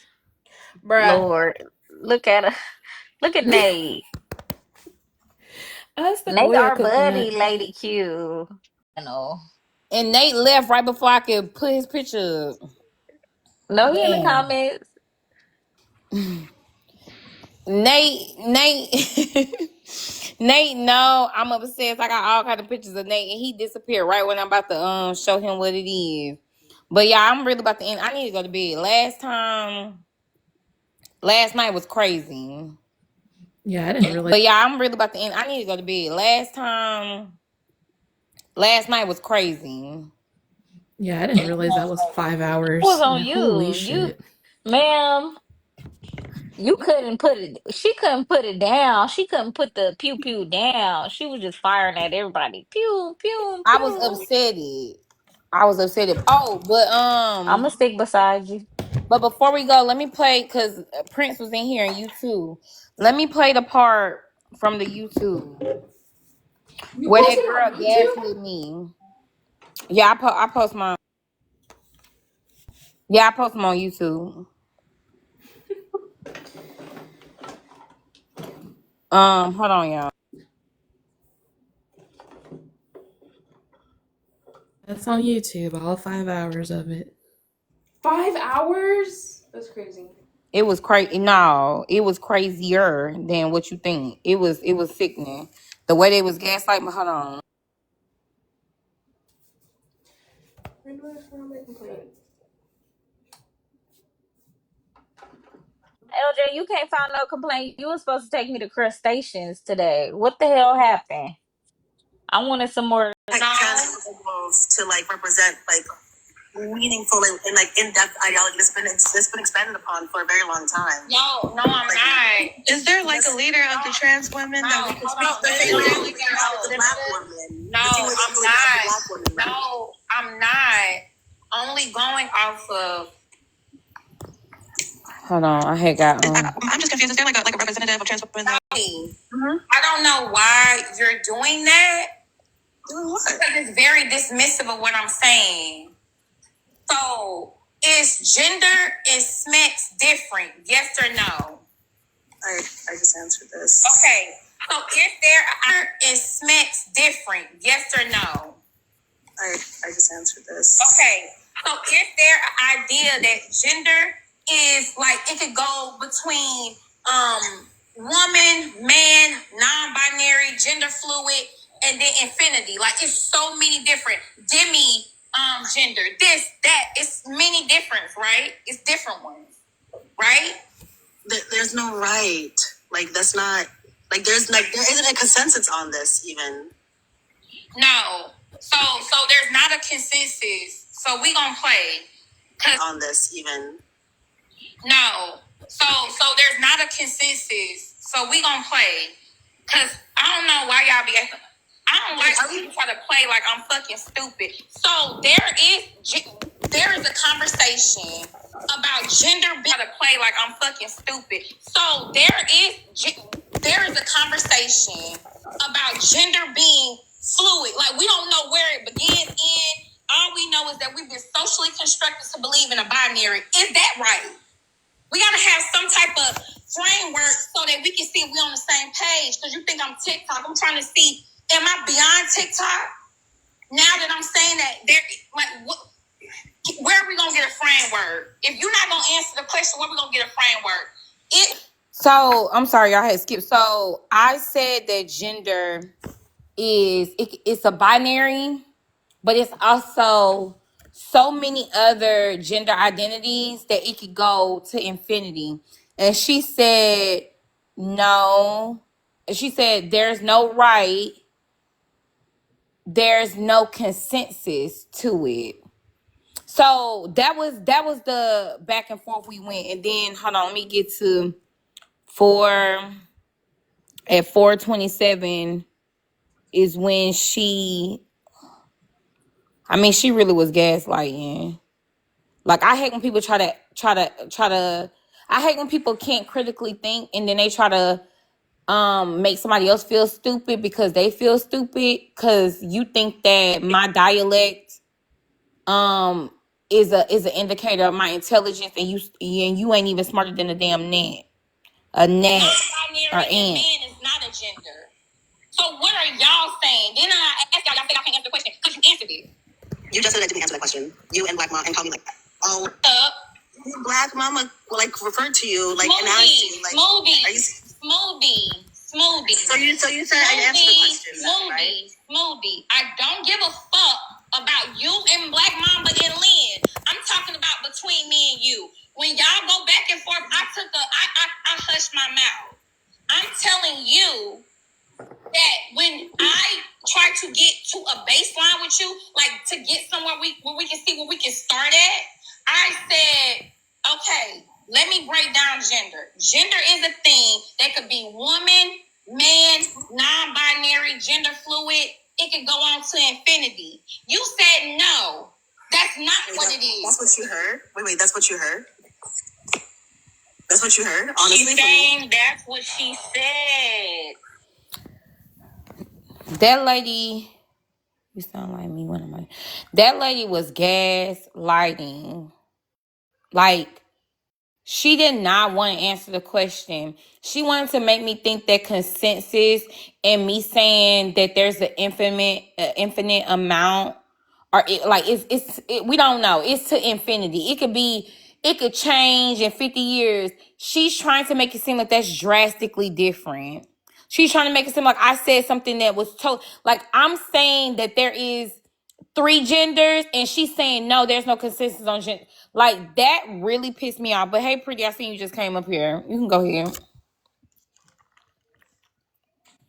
No, I caught the video halfway through and I was trying to hear the rest of the video. So did she... I was skipping because when in the beginning, like, I was trying to get a baseline understanding because she was saying that she was basically saying that I'm developing a view of. She was saying that she was basically saying that I'm developing a view about trans women based on a few women on TikTok.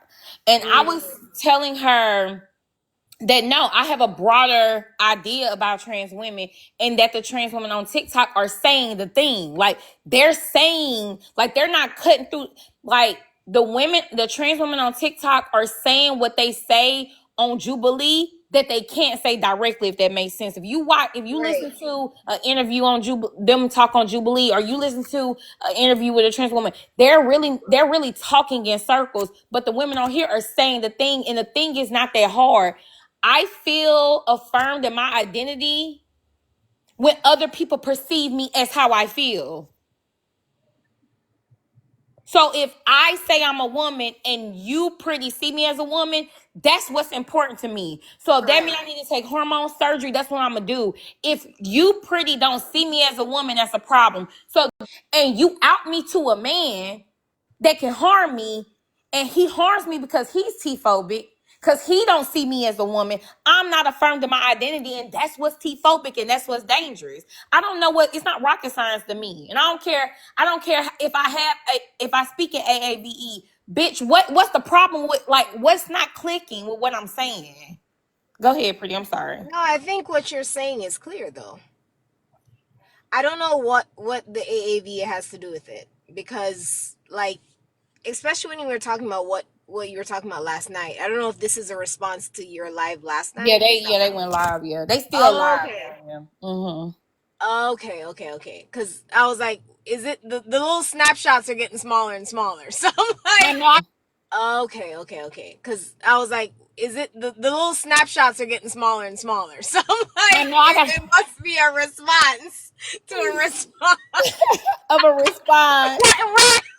So that shit's getting little as fuck. I can't see shit. They're gonna put y'all. Hey, they're gonna have y'all asses up next on the background. They definitely about That's to what get I'm Prince. trying to say. They coming for your ass, Prince. I don't know why you think you safe, but Oh, I don't think hey, I'm safe. it's gonna be a No, they're response to the trapped. Hold response to the on. response to the response. They're trapped in the room with me. I'm not trapped with them. They're trapped with me. That's all I'm going to say to that. Yeah, that's all I'm she going to was say. trying to her and Mia were saying the same thing. She was saying there's no consensus on gender, and Mia was saying their gender goes to infinity. Is that not the same thing in essence? Like, correct. Yeah. Gender goes to infinity. Is that not the same thing in essence? Like, correct. Yeah. She was and then instead of like moving on to the point, she wanted to argue about whether or not they're saying the same thing. Then she started arguing with me and East because we were saying you said the same thing. It was a bunch of Because nonsense. I get the feeling it's more about trapping somebody into saying you're T-phobic rather than like having a dialogue. Like I think it gets to a point where it's like I caught you. Like you said something that's offensive, and instead of like we're having a dialogue, we're moving the conversation along. Now we're getting stuck on semantics because you're saying the same things, but I said it a little bit differently, and you're saying that's not what I'm saying, but that's exactly what I'm saying. Yeah, and that was the thing. That was the problem. And I added the additional trans women or women because like that's still my view. Like I am disappointed. I'm disgusted about certain things. But like the way I feel to my core just simply hasn't changed. I personally don't give a fuck about the titles. I don't care. You know this pretty. You know this much about me. I don't care. Like if you want to say whatever, I'm a sling mud because that's what I like to do personally. But generally speaking, my feelings haven't changed. Me and East had a conversation yesterday, and like I was telling her that I believe that if a man approaches a woman and he don't want to be with somebody tricked us, no. I don't think they're being tricked. I think that I think that they are pursuing women for one thing and one thing only. And if there's something that shifts in that pursuit, like somebody says something or they see something or they hear something with the way the voice sounds and they want to get violent, no. You need to be asking, hey, I would like to get your number, but I don't know how you'll feel about this, but I just want to make sure. Are you cisgender or trans? It's that simple. If a person lie, then that's another conversation. Go That's ahead, gonna pretty. be a whole other issue for them, because what you're saying is that they'd have to be honest with the fact that they can't clock it. And then they'd have to be honest about, do you consider yourself to be smexual? I'm sorry, smexual. If you are attracted to a T person, which the answer should be no, but if you are age phobic, then you think the answer is yes. And so that would make them angry if they were unable to figure it out and had to ask that question, if the woman were to say, I am a T woman, then can I say the whole thing, or do I have to Yeah, I mean, we've been saying it as long as it's You've been saying, okay. respectful. Yeah. Yeah. So like if that person were to say like I am a trans Yeah, I mean, we've been saying it as long as it's You've been saying, okay. respectful. Yeah. Yeah. So like if that person were to say like I am a trans woman, then they would have to counter with the fact that for some reason they would internalize that of them being homosexual, which has nothing to do with her. It's all them. But then you would have to unpack the patriarchy as a whole, which is not going to happen. So like that's like, you know, I don't know. And they Like also like to not know. In the same way men are, it absolves them a responsibility that it's plausible deniability. Men, exactly they plausible love deniability. it. Exactly. They love it. So I don't think that it's an issue of clocking or not clocking. I think that it could be. In a way it could be. But in another way, let's say that they are clocking it, and what they clocking is what they're really attracted to. I think there's a lot more men attracted to trans women than cisgender women, because again, and to go back to my prompt, trans women perform womanhood better, and we know that homosexuality is a real thing. You combine the two, and the perfect combination is a transgender woman. We're not talking about transsexual women. That's a different thing, and we ain't allowed to talk about it because that's a whole nother thing. Pretty, and I don't want to add you in it. But there is a difference. Transsexual women is dealing with something totally different. The experience is different. The understanding is different. We're just talking about gender identity being something that is fluid. It's in the air. Who gives a fuck? It's up, down, whatever.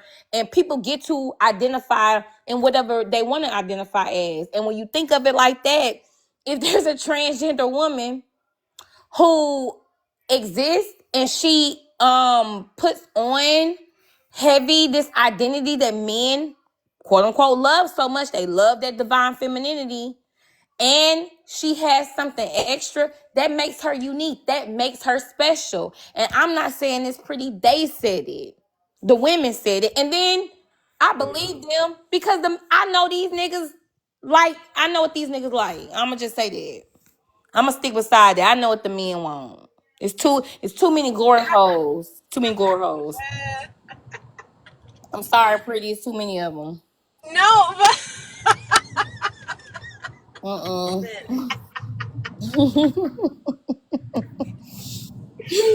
but I'm gonna say this too. If they were not so concerned with clocking it, then they would not be ostracized. But I'm gonna say this too. If they were not so concerned with clocking it, then they would not be ostracizing cis women who do not care about presenting. You see what I'm saying? Like, if they were not so concerned about clocking, then they would not be ostracizing cis women who are not concerned. You see what I'm saying? Like, if they were not so concerned about clocking, then they would not be ostracizing cis women who are not concerned about the trope. Yeah. And what I notice is that they're calling cis women like Serena Williams, Sierra back in the day. They were so concerned. Michelle Obama, who literally all had children.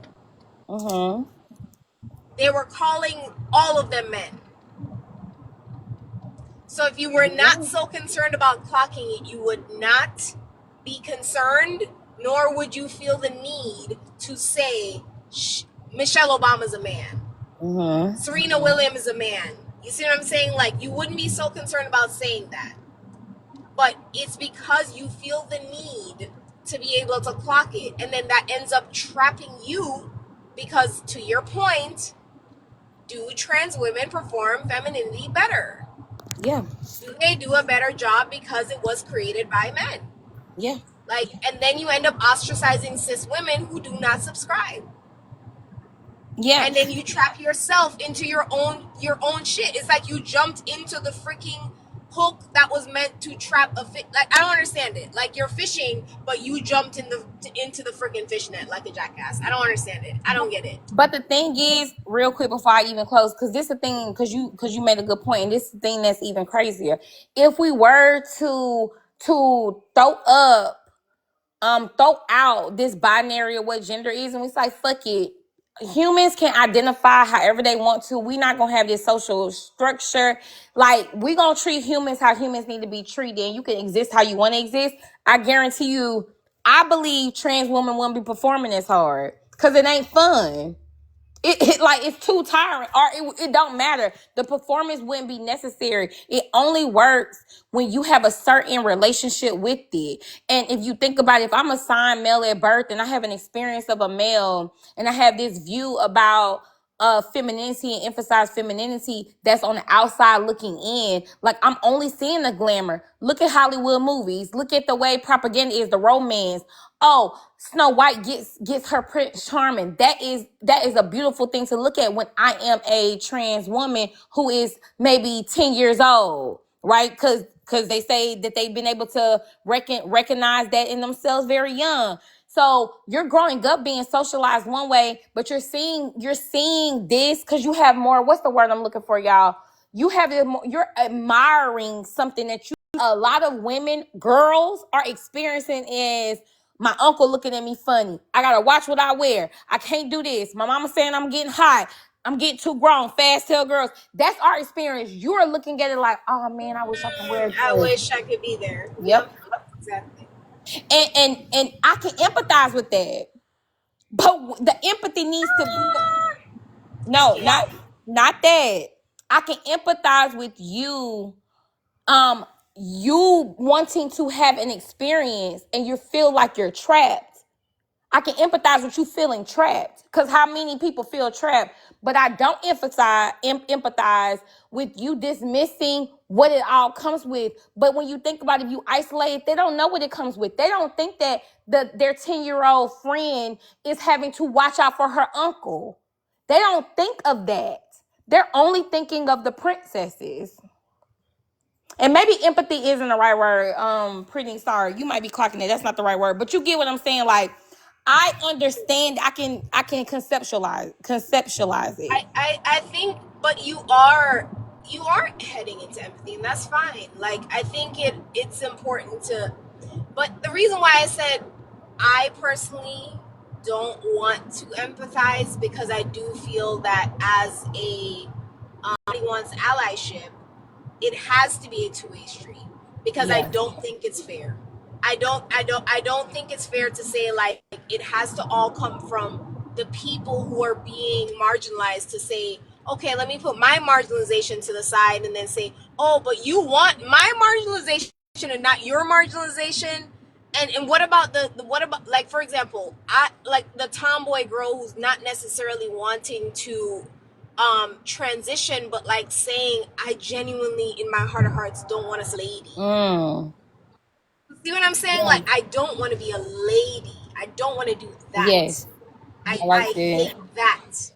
You know, like, and so, like, what about her? And I think that's an interesting way to kind of, because I was saying earlier, like, if you're saying woman is a social construct, whatever, but the way I view woman, being a woman, I just simply view it as an adult human female woman. That's like a word for it. And with some of the slurs and some of the language that's used within the community with the GAYs and with trans women, it's like, oh, you're giving fish, for example, if you are giving cisgender woman. So I'm like, okay, why we just can't say that woman is an adult human female? But when we talk about the performance, can we say that the performance is being a lady, being femininity, and being a lady? That's the performance, not woman. Woman is just a shortened descriptor of a female human. Correct. Person. Okay, I like that. You're performing ladylike. You're performing ladylike. You're being ladylike. That's what you're doing. You're not performing womanhood, because womanhood encompasses every woman. I love that. Yeah. She did. That's what I've been looking for, and I could not figure it out. So where were you last night? That's what I want to know. That's the thing. I can't wait to tell Tara. But that's the thing, because that's where I've been trying to figure out. Like, I'm like, oh, is the word woman the performance? But no, woman is simply, oh, is the word woman the performance? But no, woman is simply It simply it encompasses, like you said, every experience that any woman has, and that would include trans women. Because again, once a trans woman starts being perceived, regardless of where we fall in it, regardless of how anybody feels, I don't care what line you fall on with it, where you left, right, center, middle. If the society, the greater society, sees a human being and their immediate thought is, oh, that's a woman, their experience is going to reflect that. So trans women going from being a femboy to a noticeably trans woman to a quote unquote passable trans woman gonna have an experience that's gonna be undeniable. When we hear women talk about their transition, and when they start recognizing what it is to be a woman, however you feel about it, is when they start saying, oh, I went from being able to walk around at night and I can't now. Oh, it's different. That's an experience. That is an experience. You not being able to you being approached and people thinking they can put their hands on you or unalive you because you reject them. That's a whole different experience. So I do think that it includes everything that could be under that umbrella. So I do like that. I like that. I'm glad we got that that established. I've been trying to figure it out. Struggling with the ladylike womanhood thing for my whole life because like I was the third daughter of three daughters. My dad swore I was gonna be a boy, and then I was a girl, and then I was raised as a boy because he was disappointed that I was a girl, and then so my whole life I was a tomboy. I knew I was a girl. I didn't feel like I was in the wrong body, but I did not want to subscribe. Like I didn't want to subscribe. I was like, I know I'm a girl, yes, but I don't want to do this bullshit dress stuff. The stockings are itchy. I don't like the bubble, the flowers, none of that. Like I like, you know what I'm saying? So I was like, where is the room for the people who I don't want to be a lady. I've never wanted to do that. And it's crazy because on Franklin panel, I heard a dude use that term that it's lady, like lady, and I thought that was interesting. But go ahead, Lynn, and then we'll get everybody get their last. Because I mean, Pretty, you ate with that like, like I'm like, I don't know why I didn't think about that. Like you ate with that. You need to give yourself a pat on the fucking back because that is like. I'm speechless, but go ahead, Lynn. That was ooh. I I don't have nothing to say about that, but you did eat with that. I also want to applaud you, Pretty, for being able to stay neutral in the midst of everything that's going on. Because I heard about your live this morning, and you've been doing a good job. Yep. We be seeing you, girl. I love that. I love a good sister with her own brain. And I want to speak on that. Even in the space that I'm in with feeling like I have the understanding I have. And trust me, understanding is extended. But understanding I have. And trust me, understanding is extended. But I think that it is important to even though I'm a mudslinger, it's important that it's people have understanding, empathy, whatever you want to use for people, because I get everybody is not gonna be able to be in a space of understanding that I am in. I do think it's a privilege to understand the things I understand. I'm just a nasty motherfucker because motherfuckers is nasty. But I do applaud someone who understands the privilege in understanding and decides to be neutral or be cool with it or give grace however many tentacles they have to grow to do it. I'm always gonna respect that because I'm a mudslinger. I'm a jokester. I'm a clown. I'm full of that shit. I'm full of bullshit. So I'm always set aside my understanding and pull out that motherfucking drama. But I do appreciate seeing people who get it, and move accordingly. So it's definitely respect them. Go ahead, pretty my bad, because I was talking to you. No. I forgot you was up here, girl. I forgot you was up here, pretty. I wasn't looking at my phone. No, I swear, I appreciate that. I appreciate that, and I have a lot of respect for you, for real. But I think like I've been literally trying to teeter like, who am I? You know, I'm trying, like finding your place, and even with the whole like ladylike womanhood stuff, like there's a lot that I find myself middle ground on. Genuinely, like I will find myself that I'm like, shit. Yep. God damn it. I can't pick a fucking side. And especially when like especially with politics in the world that we're in today, I've always said, no, pick a fucking side. Pick a side. Like I always say that. And then like in the moments that I find myself that I'm like, but I genuinely have thoughts. Like I have thoughts on, and I want to like step back and ponder. And I think like that's what I really wanted to do. And like, so I appreciate y'all for that. And that's kind of who I feel like I am as a person genuinely, is like I'm more inquisitive. Like I have more questions than I have answers on a lot of things. Yeah. Yeah. And I think it's a place for everybody. And I definitely no, we all had a moment where we were trying to find out where our place was. Tara, girl, we've been waiting on you all night. And I don't know if you heard what Pretty said earlier. Did you hear it, Tara? No. So, Pretty, can you say it again? I don't know if it's too much, but no, I can say it. So we were talking about T women performing womanhood better, and I was saying that like there's a difference between womanhood and ladylike, right? And one thing that I've noticed is that when we talk about womanhood, especially with T women, the space isn't created for cisgendered women who do not subscribe to ladylike performance. And I think ladylikeness is a performance. Like you have to be a lady. Like here's what a lady does. And there are cis women who don't subscribe to that. And should there be T women who don't subscribe to that?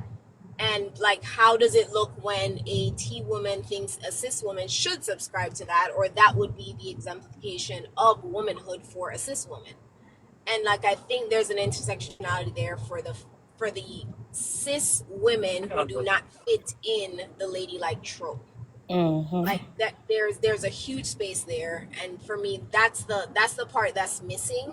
When I hear a lot of these conversations about womanhood, I'm like, I don't think this is womanhood. I think this goes into like ladylike performance, which is a part of patriarchy.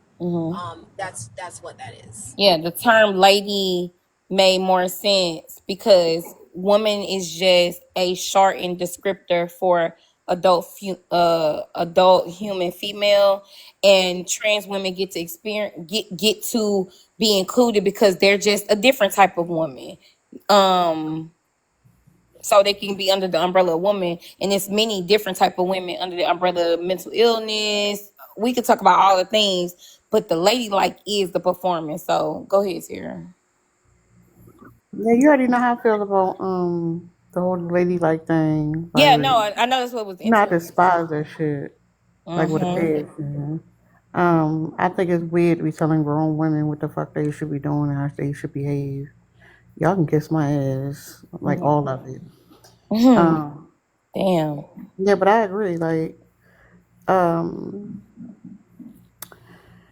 it's interesting because we were talking about affirming yesterday, and I think that women who perform that whole ladylikeness, are like they're trying to affirm themselves too. Like, what the fuck are you trying to? What is the goal here, ma'am? The etiquette schools, the what you should be doing. Shut the fuck up. Y'all need to shut the fuck up. That's exactly what it is. Yep. That's why when they do the surgeries, like when women get BBLs and other surgeries that could be harmful, I'm talking about the extreme surgeries. It is about them with the fitting. But you know what? When it comes to the whole ladylike thing, what I've learned is that like we could talk in terms broadly, but in practice, like in the like when it's applied, it's totally different. Because a woman could say like, I don't subscribe to like ladylike, or that's not what I'm upholding, but still will feel very uncomfortable showing certain behaviors, or very uncomfortable with other women with certain behaviors and characteristics, which is very Mhm. interesting. Yeah, absolutely. But if you ask them, have you ever thought about why you feel that way? That's too much. Have you ever, can you deep dive and tell me why you're uncomfortable with me speaking different than you? Tell me, like, put words to it. I need you to unpack it. I need you to look at that. So, and there's some forms that safety is not going to work. I'm online. Try again. Mm-hmm. But I wanted to mention on the ladylike portion. Y'all know how I feel. Mm-hmm. Y'all know how I feel. I don't care about your intonation. I don't care if you talk like this. I don't care how sweet you are. When you say vile things to me in a sweet, loving intonation, you still gonna get handled. And it doesn't matter. It doesn't matter, but that's what's happening. And that's what's being considered unladylike, aka mean, is that I can be sweet and I can be all the phobics and I can be all the isms to you. What's my intonation say? Did I sandwich it when I gave it out? Did I still do it passive aggressively? You're included. You're in the good girl group. No matter how slimy you are, no matter how disrespectful you are, you're in because of your delivery. So the ladylike thing, I'm going to say miss me on it because it's a way to make sure that you get out your very, very, very, very, very, very uh, stereotypical anti-black, colorist, phobic. All those things get to come out. But as long as you deliver it in a pretty package, you can say it over and over and over and over and over. But the person who cussed you out in response, they're going to get amplified. Look how she talking to people. Look how she talking to people. And I'm always looking at your intent and I'm looking at what the cause was. I don't really care about the reaction. Because the reaction wasn't a person walking around here with a bag of bad intent, sprinkling that shit all over the fucking internet or sprinkling that shit over a group of women. And then What telling E the women, say? watch your behavior. Watch your reaction to what I say, though. Watch your reaction to what I say, though.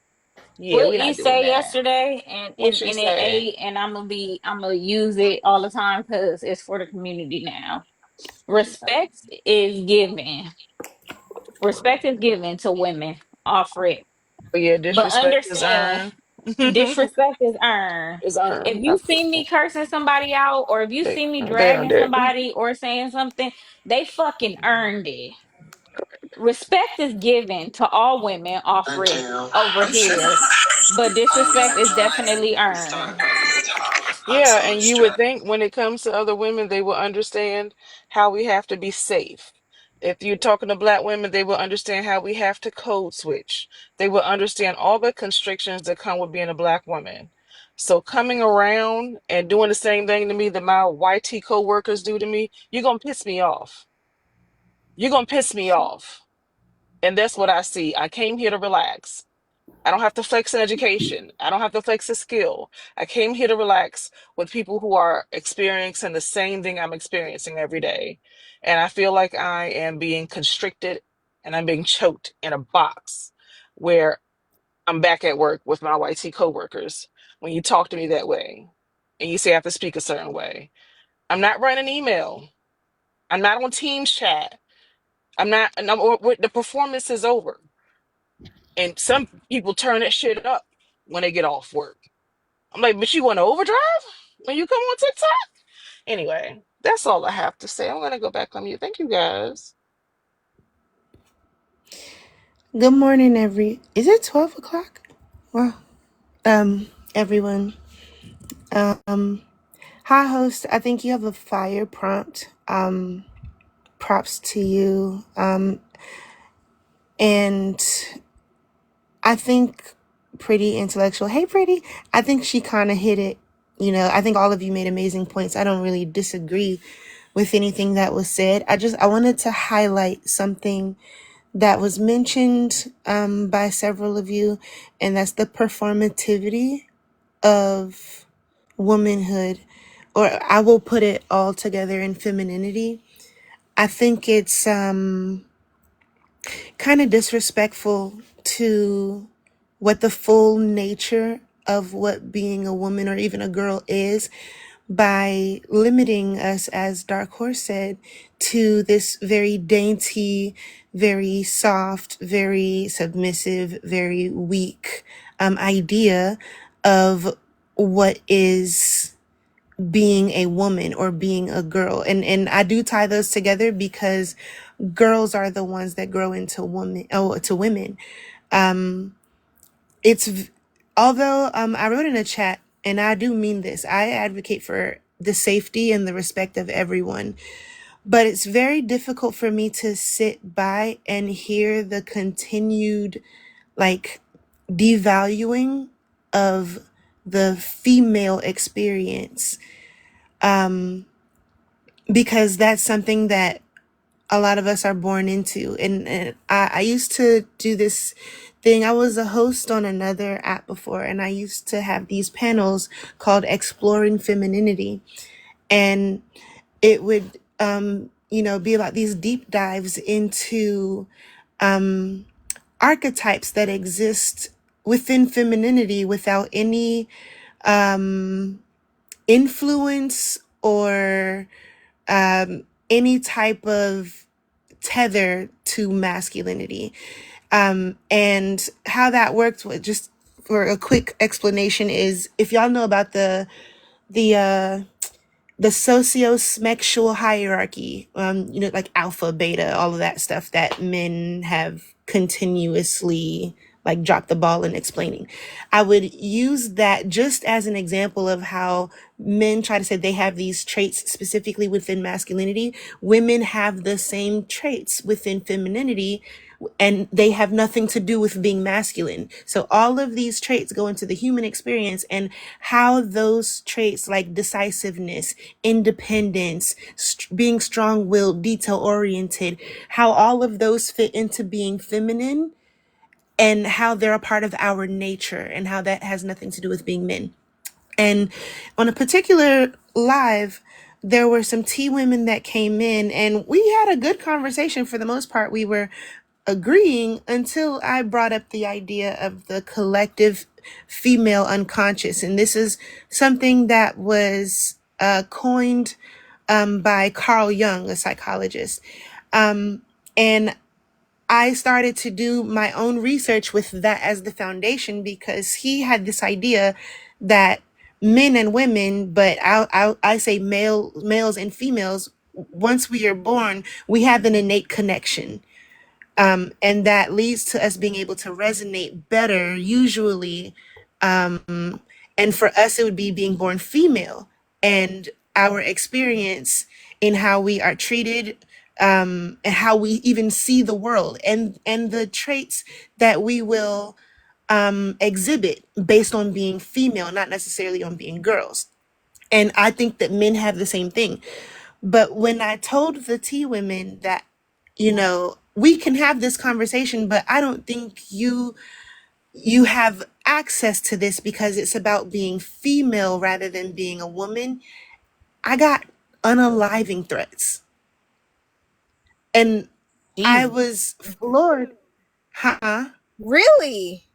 Believe you. Yes. These women just threatened Yes. to beat up Mia. They threatened to fight Mia. These trans women.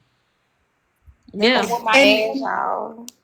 Both And men. then I'm not saying that to, like, I bring that up because, again, I advocate for the respect and safety of everyone, but I also understand that I'm not on every team. There are some things in life that I'm just not going to have access to. I don't give a damn how much I have brothers. I had a father who was in my life. I had uncles and everything. I'm married now, but I will never sit here and say I have access to a part of a man's or a male's experience that is literally out of reach for me, because I'm not a male. That is something in certain aspects that only males will be able to share and experience together. And we have that as females. And so just by being born that way, and I am doing more research on this, but I think at the end of the day, if we recognize we're never going to be, YT, if we're never going to be Chinese, if we're never going to be, fill in the blank, then at the very least, I think we should be able to acknowledge that by virtue of being born male or female, there is a certain aspect of the experience that is cut off from us. And by vocalizing that, I received those threats. And I was like, I thought we were trying to understand everyone, and you just performing this is not actually being this, but we make space for you to be who you want to be. But at the same time, we cannot ignore other truths. Say it again. I said we make space for them to share part of the experience. Yes, we can share with them, but they cannot eclipse, what already was. And I understand that might be hard to hear, but it's the truth at the end of the day. And I think that a lot of people in their advocacy for the safety and respect of T people might also forget that. Yeah, that's what I was saying yesterday. The biggest part of the conversation, and I don't like, of course, reproduction, right? And Mia, you've been talking about how like they throw reproduction in there as like a curveball. But the thing that doesn't come up is the fact that as young girls, we're trained to be servants, right? And it's going to show up differently in way your womanhood going to look, right? So it's just real interesting to see these conversations. Like, of course, that's never going to be the sole focus of the topic, or like this that conditioning you get, because like then we come to a standstill because it's going to be different. I don't know who tagged us in that video of that couple, the cisgender woman with the trans woman, and they was arguing about doing housework, and essentially like the trans woman was like, "Oh, I thought you would do it." Right? That conditioning, that entitlement, like that's a big part of the conversation. Like, let's be for real. So when you talk about womanhood and start talking about what clothes you wearing and your fucking hair and shit, if you don't shut the hell up, that ain't what. It is so weird because it's like y'all telling on yourselves. Absolutely. Of the part of that conversation where you try to ask those valid questions and it's considered to be T-phobic, where I say, I'm Yes. like, how do you unpack the entitlement of maleness? Jesus. Like, how do you, it is literally ingrained since they were children in the very developmental stages. Oh, that's pretty. That's so pretty. Thank you, Dark Horse. Oh my God. In the developmental stages, critical years of 0 through 4, how do you unpack that? Like, you can't really, right? Like, it is a part. So that's the part of the experience that will be unique to a T woman, is the entitlement. You know how like when we be in work and we're like, when we're at work, because I always say it, I'm like, my goal in life is to be a mediocre white man at work. Jesus. I've always said it. I'm like, I'm working on it every year. My yearly review, I'm like, one day I will be a mediocre white man where I'll just be like, oh no, and like it'll be fine. Like, and everyone's gonna be like, oh, it's okay. Like, like my goal, mediocre white man. That's it. That's my level. And then whenever I do anything slightly above that, y'all are gonna be like, oh my God, look at her. Like, she did so much. So like that's my goal in corporate America, is to be mediocre. But I work at it every day, because every day I want to overperform. I want to because that's in me, to overdo, to overperform, to try to prove myself, the imposter syndrome of it all, right? And a T woman doesn't have that. So that's something that's unique to her. And she does have to acknowledge that it's unique to her, not me. It's unique to her. And when you say that, the thing that's interesting is because I had played a clip yesterday where these women were talking about cisgender woman privilege, and it's like but you can't. But okay, if we were to talk about that, which would be weird, because when you talk to cisgender Black women, you say that we face transphobia because of misogynoir. So where's the privilege? You can't make that make sense. But even if we concede to that, then in us talking about that, we got to talk about the male privilege. And I think one of the two is going to be about a concrete systematic thing, and the other one are systemic things. Excuse me, I think my girl taught me to articulate the two the way they're supposed to be articulated. But either way, then when we talk about the decision of privilege, the privileges that you're talking about, the decision the women have, is simply being able to identify with the gender they was assigned at birth. So I think one of them is a whole lot more detrimental. But Lynn, I saw your hand was up. I forgot what's the last thing Pretty said. I wanted to respond to that. Mediocre For white white man man syndrome. goals, please. Yes, I know that No, shit. I'm putting it on a I was t-shirt. about to say, T-shirt. and the crazy thing is, like, as Black women, we cannot unpack the overperformance. Like the overperformance is not unpackable. Like, no matter how much we try to rest, take a step back, our empathy overshadows us, our muling overshadows us. Like, we have to constantly work at rest, we have to constantly work at soft, we have to constantly work at not being in survival because the way that our minds are primed. So it's crazy to me that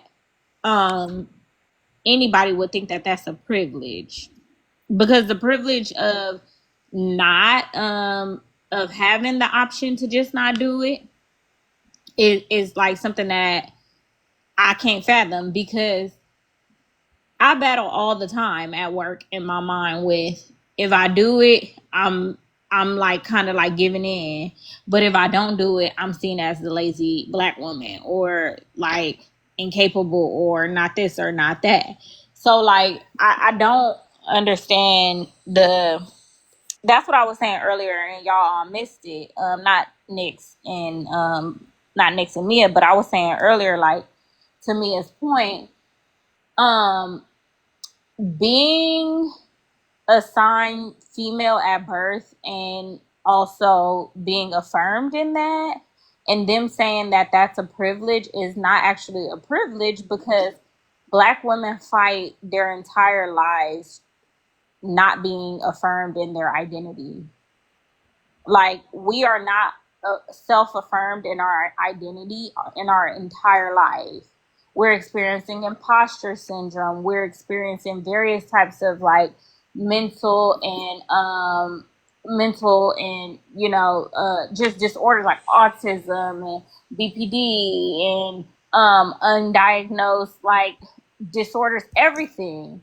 So how can you say that that's a privilege, that we experience a privilege of being affirmed in our identity, when there's so many identity crises within the realm of being a Black woman, you know? Yeah, I was going to say, like, to add on to Lynn's point, it's like we as Black women have had our identity stolen from us. So we are in a constant state of trying to reclaim and reaffirm who we are by all aspects of society, be it what our gender identity is, our sexual identity is, our personhood, or just being recognized as being our humanity, being recognized at the base level. So to me, it's like, what is the privilege in that? Do you want the privilege of being oppressed? Like, this is confusing to me. You can go ahead. Is it Kente? Oh, I have nothing. So far, I agree with everything that's being said. They're spot on. Yeah. I mean, y'all didn't leave no stone unturned. They said that Auntie Wada said that Black women are not more oppressed than white women. That pissed me That clean that off we have yesterday. more What? Oh than yeah, I got the trans clip. white women. Yeah, she said we have way more privilege than them. So And basically. I put that in the comments without seeing, without even knowing that that was said. Yeah, she said we Because I'm gotta like, protect them. can you imagine the white male privilege ingrained in you? And then you add on, I feel I am a woman and I've transitioned into being a woman and I'm passing. So now I have chivalry and all the other things, but I have that innate white male privilege in me. Like, that's unmatched. But That's then I a think, combination. Like, for the like, what? and I can play the clip. If let me play the clip because Yes, it's not. please. Yeah, It's please. short. I It's need to hear short. this shit because that's fucking crazy. Yeah, it seems because what?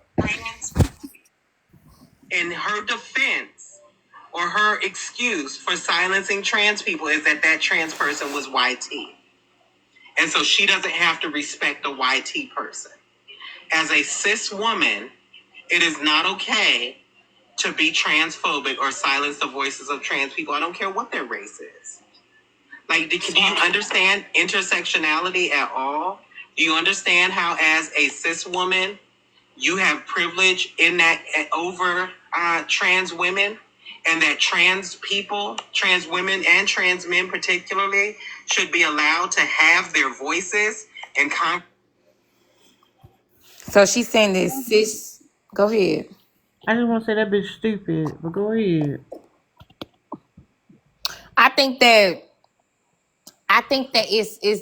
it's so insidious when you think about it, because to me she sounds like she is full of entitlement and she doesn't have to see anything because she gets to stand behind that. And she also, like, she goes on a tangent about how anti-black people are for calling her, for talking about her weight after she does the things that she does. And I'm a person who is sick and tired of people calling me fat, but at the end of the day, I'm gonna curse a bitch out. That's what they better do. That's what they better do. They better go ahead and get the fat jokes out, because by the time I'm through with they wig, they're gonna be tired and they're gonna need a meal. So I do not understand her believing that she gets to exist in her whatever she deems as her being so marginalized that she can say what she wants. It's a weird space, and the way that she's behaving is the way that you would be able to say how black folks behave with YT folks, but it's a difference, right? When it comes being white is seen as superior. So regardless of where you fall economically, whether you're able-bodied or not, no matter where you fall on that, this idea about whiteness, that part of you, is superior. So in a country where being white and white supremacy is the thing that that is the mover of the machine, that oils the machine, that is the machine that makes everything go, everything that you can connect goes back to YT supremacy, imperialism, colonization, being colonized, all those things, and it all leads to the same road as white globally. Saying certain words like cracker, peckerwood, yeah, that's inflammatory. Yeah, that's whatever. You upset it, get it, whatever, got you. You want to get some pushback, you don't like it, don't feel good. It's not the same when we're talking about a group that's marginalized within that system that you are stepping out of something into. Whatever, it's not your fault that you weren't born right in the right way. Whatever you want to say, it ain't your fault that you didn't want to be this gender. You don't care about what your body is, but you don't like the way they tell you to dress your body, so you want to dress it and have it a certain type of way. Whatever you say, being a woman is marginalized already. So a woman being a woman is not going to give her the privilege that you are trying to connect with what white privilege is. It's a weird thing that to me, that's what it feels like. It feels like that's what's happening. I don't know. That's what it feels like. Like there's being this connection of, oh, y'all got to understand, y'all cisgender privilege in the same way that we have to understand what white privilege is. That it's not about blah blah blah. It's about just the overall thing. I don't know. That's what they want us to view it as, like we have this privilege even if we don't benefit from it. Go ahead. I mean, here's what I'm gonna say. I can understand intersectionality, because it's kind of like sometimes when you explain to a very impoverished white person that they have white privilege by trying to say that it would be worse if you were black. And then they're like,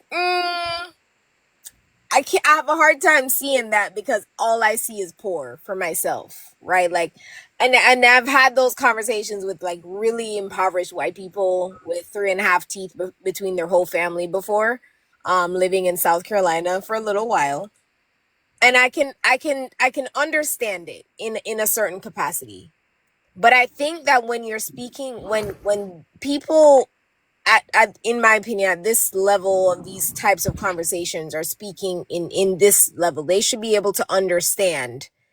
They genuinely should be able to understand that there's no way you can undo the indoctrination of being raised as a white man in America. I don't care what you feel like. I'm talking about the indoctrination. Like the indoctrination of being raised that way. There's nothing you can do to undo that. Like, no matter how hard you try, you can't undo that. And so that is a privilege in itself, to be raised to not have to feel certain things that other marginalized groups have to feel, even if it didn't feel natural to you. You know, like there's still lessons that were learned there. There were still lessons learned. There were still nuggets planted to where, do you guys notice that when we talk about T people in general, we usually focus on T women and not T men? Yeah. Why?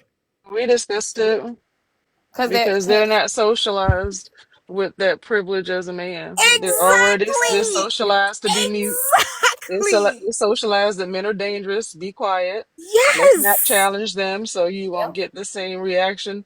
They wouldn't dare say, "You better accept me as a man and don't call me anything else, otherwise there'll be hell to pay." So again, that's more privilege, more in that. It's a lot. And that's always what throws me about this conversation. And real and pretty, they to them, they're not separating it. The only time trans men separate it is when they're talking to cisgender women in assistance of trans women, when they're arguing with us about we don't own womanhood and we don't own the uterus. That's the only time trans men come into the conversation. But when trans men are existing, whether they have their uterus or not, when they're existing within men's spaces, they understand men.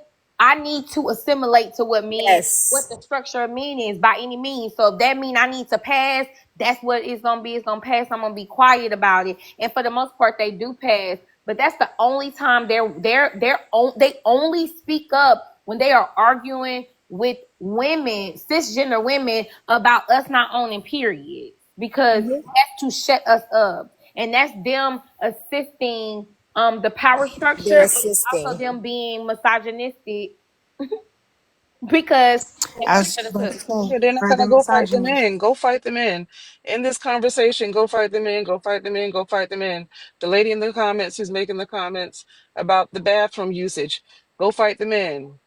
Go fight the men, go fight the men, go fight the men. We are not the ones that's going to beat you up in the bathroom. It's not us. Go fight the men. I feel like I'm talking to the black men who keep fighting black women when I want to say go fight the white T man. Go fight the system. This lady Nikki, she said, "Is it a privilege to never have to question, justify which bathroom I go to based on gender?" But I was trying to respond to that too. It is, because like, is it a privilege to get your body used as a human incubator? Is it a privilege to get birth control tested on you? Is it a privilege to, have the highest rate of infant mortality? Or is it a privilege to have the highest rate of maternal mortality? Is it a privilege to, you see where I'm going to this? Like, you're complaining about not being able to use the bathroom, but I will piss in the men's bathroom if there's a line in the women's bathroom and there's nobody at the men's bathroom. I will literally tell some guys to stand at the door so I can go pee in the men's bathroom. I am fighting for Black women to, have health care, because we have a healthcare epidemic right now, for lack thereof, in our fucking community. Yeah, there's I had to school someone different. about medical apartheid earlier. Yeah, on the medical disparities, because it's not always whether I haven't done this, y'all, but the medical disparities doesn't care about income nor education or where you are. It doesn't care about that. Yes, That's when you'll see it yes. you'll be slapped in the face with it when you are a judge and you're in the privileged part of DC and you're trying to get health care and you got the money, you got the best coverage, you can pay for whatever, and you still have to argue and fight not to get looked over and get sent home to unalive on your own because you didn't get the treatment. That's what medical disparities are. Like, please, like, talk this shit to me. But yeah, I wasn't trying to bring like to what that person said in the comments, but I do want them to take the fight where it goes. Is the reason everybody wants to fight us. That's all I'm going to say. And we should look into that. That should be unpacked. And I wanted to say, it's definitely a privilege for a trans woman to be able to say that if a man talked to her crazy, she would beat him the fuck up. Because that's what was said by a trans woman on this live. If a man talked to her crazy, she would fight him. She would beat him the fuck up. I'm sorry. I don't know the last time any of y'all like said that without having a little fear in your heart that a man could not you, Dark Horse, because you have to say, but like, I I'm fight. I literally fight There's fine. men. fear. Hey, there's fear. I fight. There's I fear. don't fight. I do not No, fight there's dudes. fear. So just I'm Oh, five. hold I've I'm been Lynn. fighting literally dudes my whole life. 5'2". But what I'm saying though I'm is I'm when y'all calling the fighting, y'all cops. the reason I crazy. didn't Y'all comment, I don't I'm jump in calling the those comments cops. with that. The reason I don't jump in those comments with that is because now you're not being disingenuous because your whole platform is built on these men ain't safe for me as a trans woman. So the minute you say that you're gonna whip their ass, you've been playing in my face this whole fucking time, and I can't talk to you. I can't talk to you because you're telling me protect me, protect me, protect me, because these guys over here gonna hurt me. But when you get heated, when we turn this goddamn stove up a little bit and shit get hot, the real you come out. The real you come out. Wait a minute. I thought you were supposed to be the sweet, soft, kitten, demure lady. Like, please protect me. I know how to exaggerate this femininity better than you. Y'all need to protect me. But now, when shit get warm, oh, now you throw hands. Now you're gonna beat our ass and beat their ass. mm. Can I just The say, mask Like comes don't do that off. to can me. I That's why I don't join these conversations. Go ahead. my bad. I just wanted to center myself real quick. I don't fight men. I call the cops. Like, I advocate for women to call the fucking cops. Call the police. But I know it's only 3 digits, but hey, that shit on speed dial. Hey, that voice to call. I don't care. Call the fucking cops on that bitch ass. Oh, Crazy. But definitely. I was going to also say that it's interesting because when y'all say, well, is this a privilege, talking about the things that make us more oppressed and marginalized, the reality is, like, they're not going to be able to have these conversations because there's a perspective that's missing from the conversation, right? And that's the part that make you really start side eyeing, like, okay, are you should I like to just pretend like, oh, because you feel like a woman, it's the same, right? I'm black. Now I didn't wake up and say I'm black today. A motherfucker told me I was black, and they treated me accordingly. Like, I didn't choose to be a woman. I'm a woman, and people treat me fucking accordingly. But it'd be like you just wake up and you feel if they a lot of these labels. The label ain't for you; it's for the other person, right? They want to label you and tell you what the fuck you are and how you should be treated, and it's real crazy how like that's missing from the conversation, and as fucked up as it may sound, it's like talking to niggas. And I think that it's every time there is someone who might oppose what we're talking about, they simply say, because it was somebody in comments, I invite them up and I seen Lynn and Prince said something. to just be able, the privilege in just being able to say this is crazy because you already got something. Thank y'all. You already got something that you think you can hang your head on is diabolical.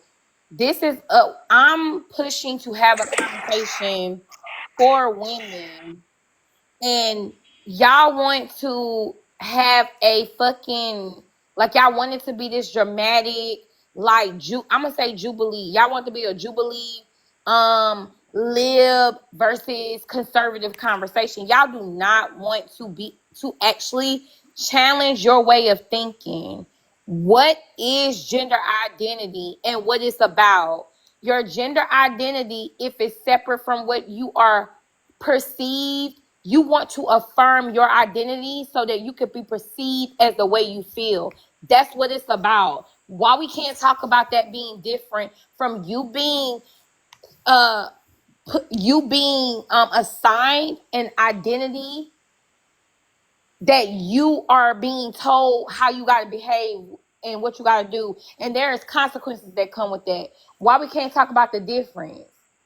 You want to be affirmed in your identity, so you do the things as you get the opportunity to do to be affirmed. And affirming care is necessary. You should be affirmed. But there are some women who are not doing the affirming. They're being told that they have to behave a certain type of way from before they can even think about it. Very young girls, young adults, teenagers, women.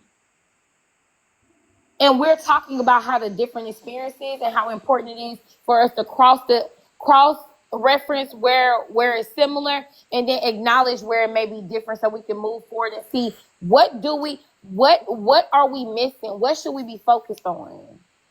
But y'all not ready to have that conversation. Y'all just want to say, oh, this transphobic. What about it? I do not care. You can call me what you want because y'all transphobic. That's why y'all have the terms y'all have.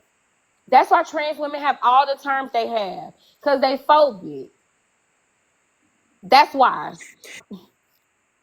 I think that Oh, just hold on. I wanted to Oh, real ask. quick, Kente. I was trying to say something. I was waiting for her to finish. And I just, like, not to say to respond, but to respond to the comments. To Rose Fields, like, I don't understand what's crazy rhetoric about clocking that Black women are being used as medical experiments right now. Like, cis Black women in particular are being used as medical experiments right now. That's crazy rhetoric, saying that a woman in Georgia was literally used as a human incubator, like, this year. That's crazy rhetoric. So you more concerned about cis women talking about their problems than trying to help cis women with their problems. That's giving it is giving privilege. It is giving misogyny, because you don't give a fuck about a cis Black woman being used as a medical experiment. You like, how dare you say that the bathroom conversation is not important to you, and that what's more important to you is Black women not having adequate health care and having a high rate of infant mortality and maternal mortality. What the fuck is wrong with you cis women for saying that? What the fuck is wrong with you cis women for saying that breast cancer and heart disease is at an all-time high for you? Like, what the fuck is wrong with you all? How fucking dare you? Like, that is crazy rhetoric. Like, you don't even have the whatever to come up here and say it with your chest. I'm in the comments right now with Moment with Mickey, and by what's being said, I'm assuming it's a cisgender female, but I don't understand. Like, I get the advocacy again, and I'm not opposed to that, but there are some things she's saying that are, in my opinion, extremely problematic. And there was someone else, before I talk about that, because that'll take longer, someone else dreamed something earlier, said that trans men pass more easily or something, and they're more easily accepted. Yeah, because men are shallow as fuck. They don't criticize each other as much as they criticize and hyper focus on the intricacies of what makes up a woman.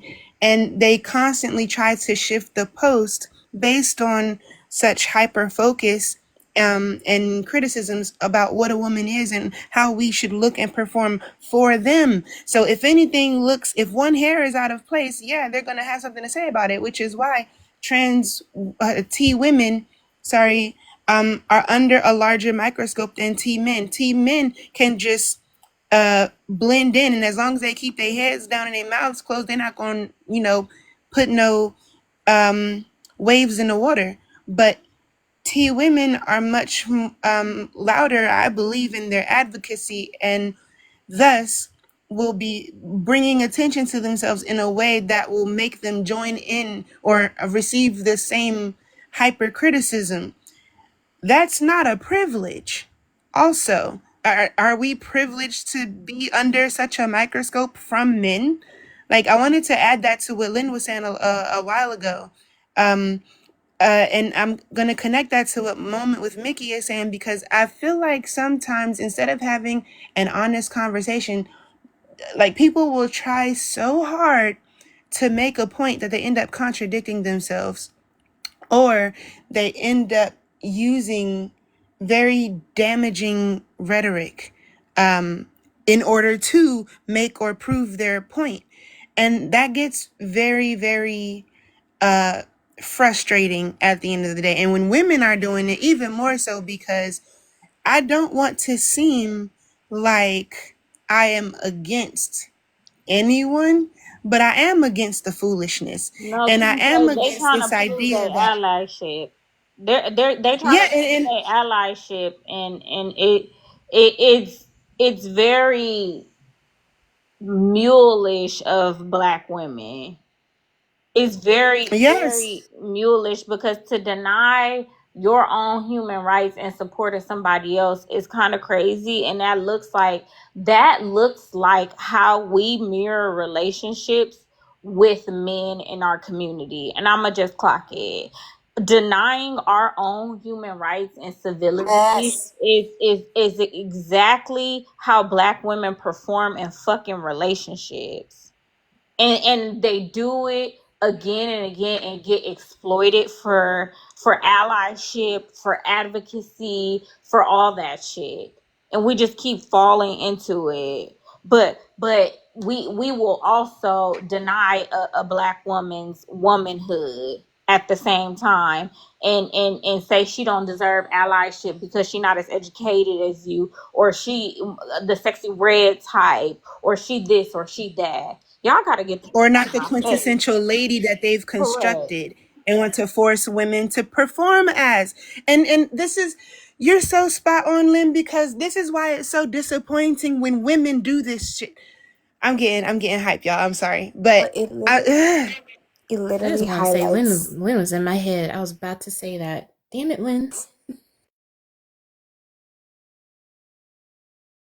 Wax, I just got excited. Go ahead, darling. I was gonna say the same thing that Lynn just said. It's like, your freedom should not cause me more oppression. And I'm like, damn, Lynn beat me to it. I'm a mute now. when women do it, it keeps it going. Like, you're literally opening the floodgates and holding them open for the dangers to come and attack us in the very spaces that we feel safe. And you see who are the ones who are having this conversation, and the ones who want to be problematic, and you choose to be problematic. Like, why? You're going to say, yeah, my femininity is constantly under attack, but you're going to say it's a privilege to not have to disclose whatever to a partner. No, that's not a privilege. You should do that anyways. But all of the other ways in which we literally suffer for being born female, and you're going to downplay that because we don't have to exclaim, I'm a female? Like, what? You gotta give her a chance to respond, friend. Hi, Nikki. Go ahead. Yeah, I hear everything y'all saying. I don't know how we got here. When I came in the live, somebody was saying like, how could we have a privilege? Basically, it sounded like they were saying like, how could we have a privilege when we face so much oppression? And I was just saying that privilege and oppression are not mutually exclusive, and that's what I was saying. And then Kente was asking like, what do you mean? I wasn't planning to give any like examples. I was just stating that because I do believe that to be true. Just like any other group of people, they'll try to argue that they don't have any privilege because they this or that. But that you can't also have certain privileges even though you have oppression. And like, I don't know, I felt like people kept asking like, well, what do you mean by that? What do you mean by that? And I gave a couple examples, and I'm not saying that these are like super pressing issues that take precedent or like more important than the issues that we face as women. I never said that. I was Hey, just Nikki. stating some Hey, Nikki. things. I think if you can say both, we gonna get behind you, and we all gonna be on the same page in like 2 seconds. Just name some of the privilege that trans women have. If you're on both sides, then we can get with you. We're trying to show that I'm not a T woman. I can't speak for that. I'm only saying things that I know I've so never had to question or deal with that I there are hear T women privileges, talking about. but you won't come in to punch down on the women if you're able to recognize that they were born as men and that they have some privilege with that. They have certain experiences they don't have to go through as women, and they can joke and tease us about like, you should understand that there's more to it than that. And I if don't you think I'm understand saying there's that they layered and should. nuance. I don't think I'm saying that they should be able to So tease, to punch I had down, missed. So what to. was the privileges that you said about this? Because I missed that. I might have stepped away. What was the No, I'm privileges that you saying there recognized? are things when I hear T women like on this app talking about different things. Hmm. Like the other day I saw this lady, she was talking about a T woman. She was talking about how she was in college and she was trying to figure out like should she tell her roommates, when to tell them. It became a whole thing when they found out they wanted to get her kicked out of the room, whatever. And I hear people talk about that a lot, like when it comes to dating or when to say. And I remember thinking at one point, like, dang, that's something I never had to deal with. I'm not saying it's a privilege as in they got some type of one up over us or we have a one up over them. I'm just saying my understanding of privilege is the absence of an obstacle. I heard somebody say that before and I'm like, that makes sense. When I'm trying to explain like white tea privilege or male privilege to people, they have a hard time seeing it. The point is just the absence of obstacle. There are some things that men don't have to deal with simply because they men. Some things that white tea people don't have to deal with simply because they white tea. There are some things that I don't have to deal with because I'm cisgender. I never even thought about that stuff. It never was an issue in my life. It's never something I had to question. And that's all I was saying. Like, yes, we have so much oppression that we face in this system under patriarchy and from men and T women in general, because again, like y'all said, and I agree, I've said that before on this app too. The reason we have so much pushback from T women as opposed to T men is because they were born men at the end of the day. So I But the understand problem that they is, have. but the problem is the Mhm. separation. The problem is the separation of gender and sex. A transgender woman who is staying in a room with cisgender women, it is going to be a problem based on how those people are identifying. I Because, understand that. That's what I'm but saying. I know, but it's not a privilege unless we start recognizing that it's not about being cis. It's not about being transgender. It's you're transsexual. Right. And I'm Those not. have to be included, but they do not want to include. There, now I hear what you're saying. Hear what I'm saying. The way it makes sense if my identity is aligned with my SMEX, and that's where the privilege come. Because if I am in a space with some girls, they're not going to freak out on me because that I'm never going to experience that because I'm aligned. But you're saying that you're transgender. You get your gender identity is yours. Like, yeah, you need to go wherever people are going to be open to different gender identities or open to understanding how that is, because you're saying that that's whatever you make it, you decided. But you're saying that a cisgender college student has privilege, and I don't know if I should tell him or not. I don't know how I should handle this situation because I'm a transgender woman. To me, it just doesn't make sense because you're saying that your gender identity is separate. So yeah, they might freak out if they don't understand your personal experience. They don't, because it's your personal experience. It's only yours, and you, and from what is understood, just because you look a certain type of way, that don't necessarily mean that you are that's your identity. There's some transgender women who might not look like you look, and it would have been more obvious. I don't know. But when you separate the two and then you want to hold cisgender women to this certain standard, it to me it's like you got to extend grace, that they might not understand how you're experiencing your feelings. They might not understand that. It's not fair. It's not fair to expect that if you're going to separate the two. I think that's where the disconnect is. I'm not saying that those other roommates were like wrong for how they felt. Like, I'm not saying that. I'm not, and I know a lot of T women get on this app and do that, but I'm not saying that as cis women we should like. I'm not trying to demonize us in any way. It just is what it is. I was just stating a basic like thing that I think is true. Somebody just said in the comments like duh, and that's what I'm saying. Like duh, it's true. Like it's not. I'm not saying that we should be villainized for feeling that way. Like if I was in that same situation, I would be uncomfortable with it. I've never dealt with that. I don't know how to handle it. If I found out later, that would make me feel the way. I would be well within my rights to feel it. I was just saying something very simple, basic, which is I've never had to deal with it. And Right. again, my But the understanding reason of you're privilege is afraid, just but the it boils absence down. of an obstacle. But That's it the space boils I'm coming down to from. being afraid to be around someone who identifies as a man Right. because of the danger associated with men, T women and whatever, what's the word? I keep forgetting it. But those all women understand the association of being around men and the danger associated with men. So that's all that it boils down to. If men weren't dangerous, this wouldn't be the feeling. Hello, But I I it also wouldn't think, be the agree. feeling for any of but hold us. on. I also think that the other thing is why, because I know who you're talking about. Because I follow her. She problematic because she ain't give a fuck. Because she told trans women if they don't pass, they can't use the bathroom. They be transphobic as a motherfucker. And her saying that, and then thinking about the situation you're talking about, why didn't she tell them? Why is she being stealth, or why is she hiding or concealing something from women when women aren't the danger?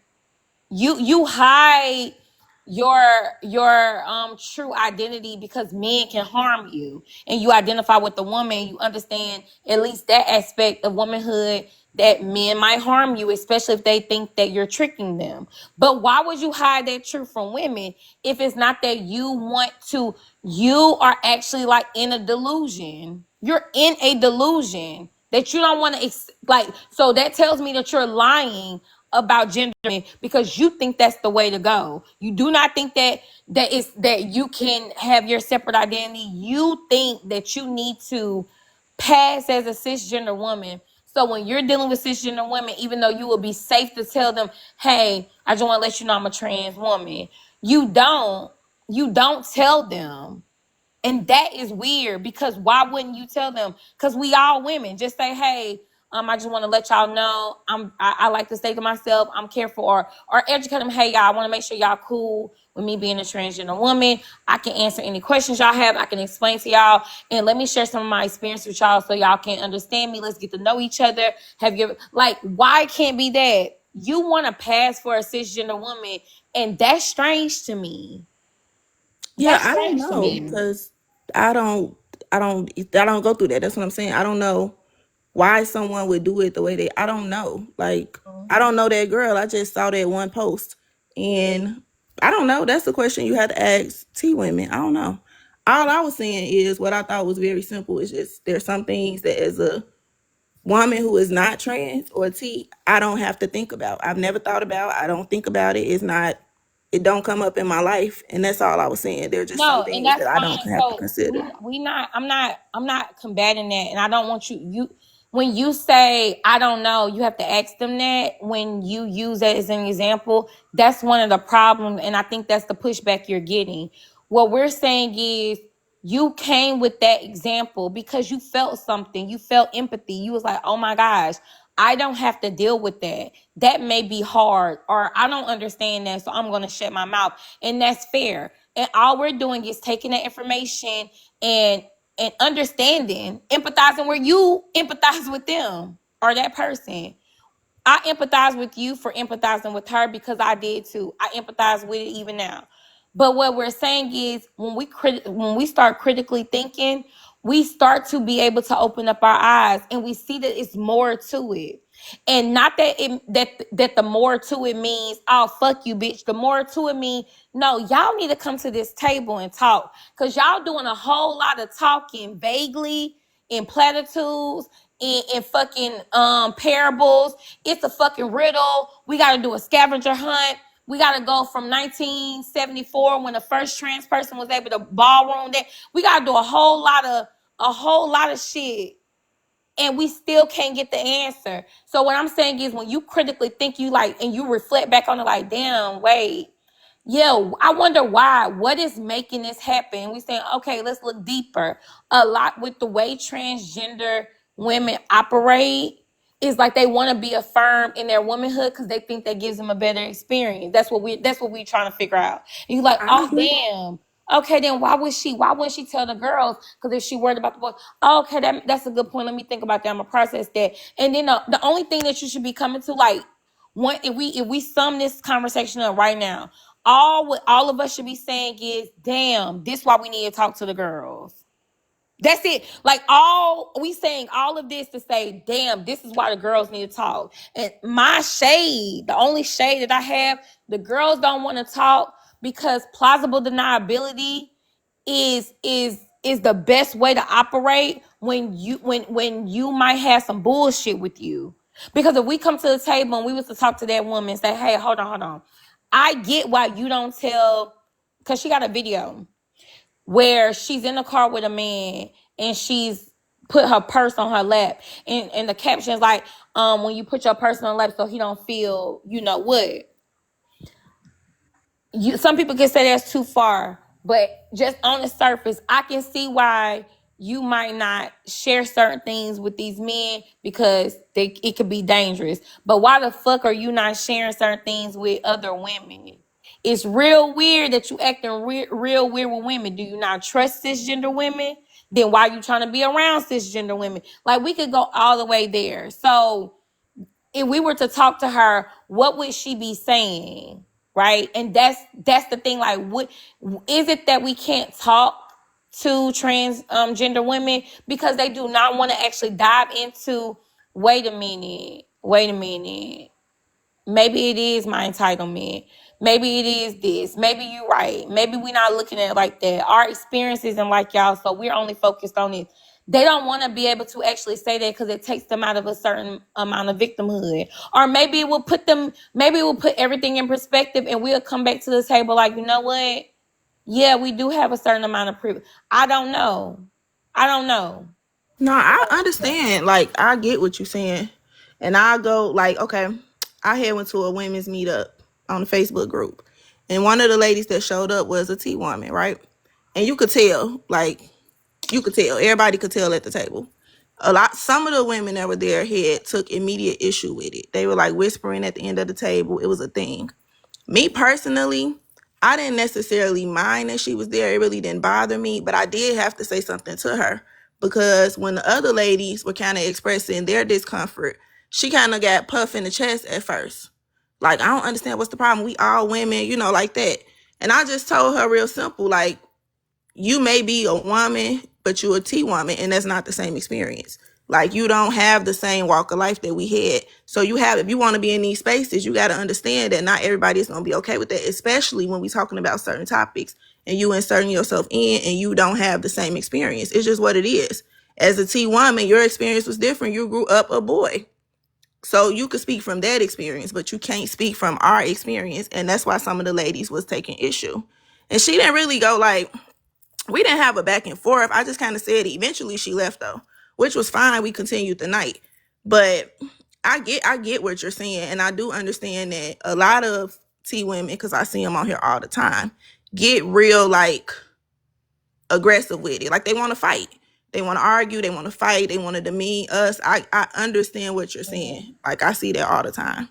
I've seen it in real life. So I'm not denying it. I was just making just a simple little comment. That's all. I didn't think it was gonna be a thing because I thought it was something that was simple, understood. No, it's But a I thing understand what because you're saying too, though. yeah, it's just a thing because we're also trying to reconcile how Black women have been utilized in such a way that it diminishes our experience that is unique too.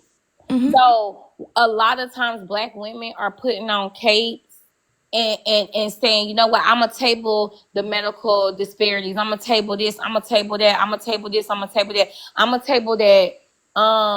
All this stuff that we had the table for the feminism movement, that we had a table for the Black liberation movement.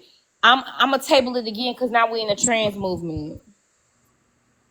Like you see the pattern. Yeah, I understand what you're saying. So when you said that, what we saw was ourselves, because I was you last year, the year before that, making simple comments very much so, and I never wanted to challenge it because I was so in a bubble, and I get what you're saying. You're saying that you're not in the bubble, and I get that, and you're saying that you was making a comment that was not you, that although I might have perceived it a certain way, that's not what you were saying. And we talked it out, and I get it now. But I'm saying that's the whole reason why we was all like, whoa, whoa, whoa. But with you explaining it, it makes sense. But in the moment, we was like, whoa, we gotta bring some awareness that we have, because we gotta stop while we keep tabling things that we concerned about. Every time, every major movement, what Black women be talking about is always tabled. Every movement. Yeah, I'm not with that. That's why I came up, just to kind of explain, because I hear what y'all was saying. I understand what y'all was saying. Yeah. But that's not the space I was coming from. That's why I just came up to like say that. But I understand what you're saying. I'm also not a proponent. Like, this is my first time really talking about T women on this app, because it's not something that my normal conversation. You know what I'm saying? It's not a big concern of mine. I be in y'all spaces all the time, and I'm not talking about this because this not really a topic anyway. But I was just saying that real simple. That's all. Yeah. I got you. That makes I wanted sense. to respond while you're here, because I was the one that was really calling this stuff out. And while I don't take back anything that I said, after hearing you out, I can at least recognize that it wasn't coming from like a place of ignorance or malice. So I will give you that. And I don't necessarily disagree with anything that you said. I think my main problem now is just the definition of privilege that you were working with, and how you said that privilege is just the absence of an obstacle. Yeah. While that is true, that's not necessarily the definition of privilege, but it is something to consider. Privilege is actually like an unearned advantage. And so when I see someone talking about privilege, but they're taking out that aspect of the unearned part, it seems as like the arguments they're making or the statements they're making are in bad faith, if that makes sense. So that's why I think that's why I had the reaction that I did, was because you were tying that idea of disclosing the gender thing to a privilege, and that's not the definition of privilege. I understand. That's why I was trying to clarify, even in the comments, what I meant when I was saying privilege. And I got that. I was watching this professor at Oxford, and he was talking to a group of like really affluent white tea, mainly men and women, college students. And they were in Europe, and he was just trying to tell them, he was trying to explain to them what privilege meant. Because, of course, they didn't get it. They felt like it's a meritocracy. Like, we earned it. We deserved it. Like, they can do it too. Pull yourself up out of bootstraps type of thing. And when he said that, it hit to me. Like, I understand what you're saying about privilege or unearned, like, like an unearned advantage. But when he explained it that way, that privilege can be that, but it can also be the absence of an obstacle, like an obstacle that other people may have to face that you may never have to face. Like when we're talking about the gender gap, or it's a whole bunch. We know what they are. But when he said that, that clicked and made sense to me. Like, that is true, and that's a way to explain it to people who may not even understand their own privilege in the moment, that sometimes it's hard to quantify. So I heard that definition and it just stuck with me. Like, there is another way to look at it and to explain it when people can't see their own privilege. That sometimes it's your privilege can simply be you not having to face a challenge that other people do for whatever reason. And that's why I was saying that, yeah, that's going to definitely come up in a situation where the main priority is about you being perceived as the way that you feel. So you feel a certain type of way and you want to be perceived that way. So, yeah, when you're in a space with women, cisgender women, and you want to separate gender from sex, but then you also want to make that like the main, it's like the main event, in the sense of, I don't have y'all privilege because I'm different in my gender identity, because my gender identity doesn't align with my sex, like it wasn't able to be assigned properly. So I'm going to keep something from you, and it's something y'all will never have to experience because y'all were assigned a gender, a sex identity that matched your gender identity. And that's where it can get like messy to me, because when even if we concede to the privilege is simply, oh, we're being affirmed and you're not.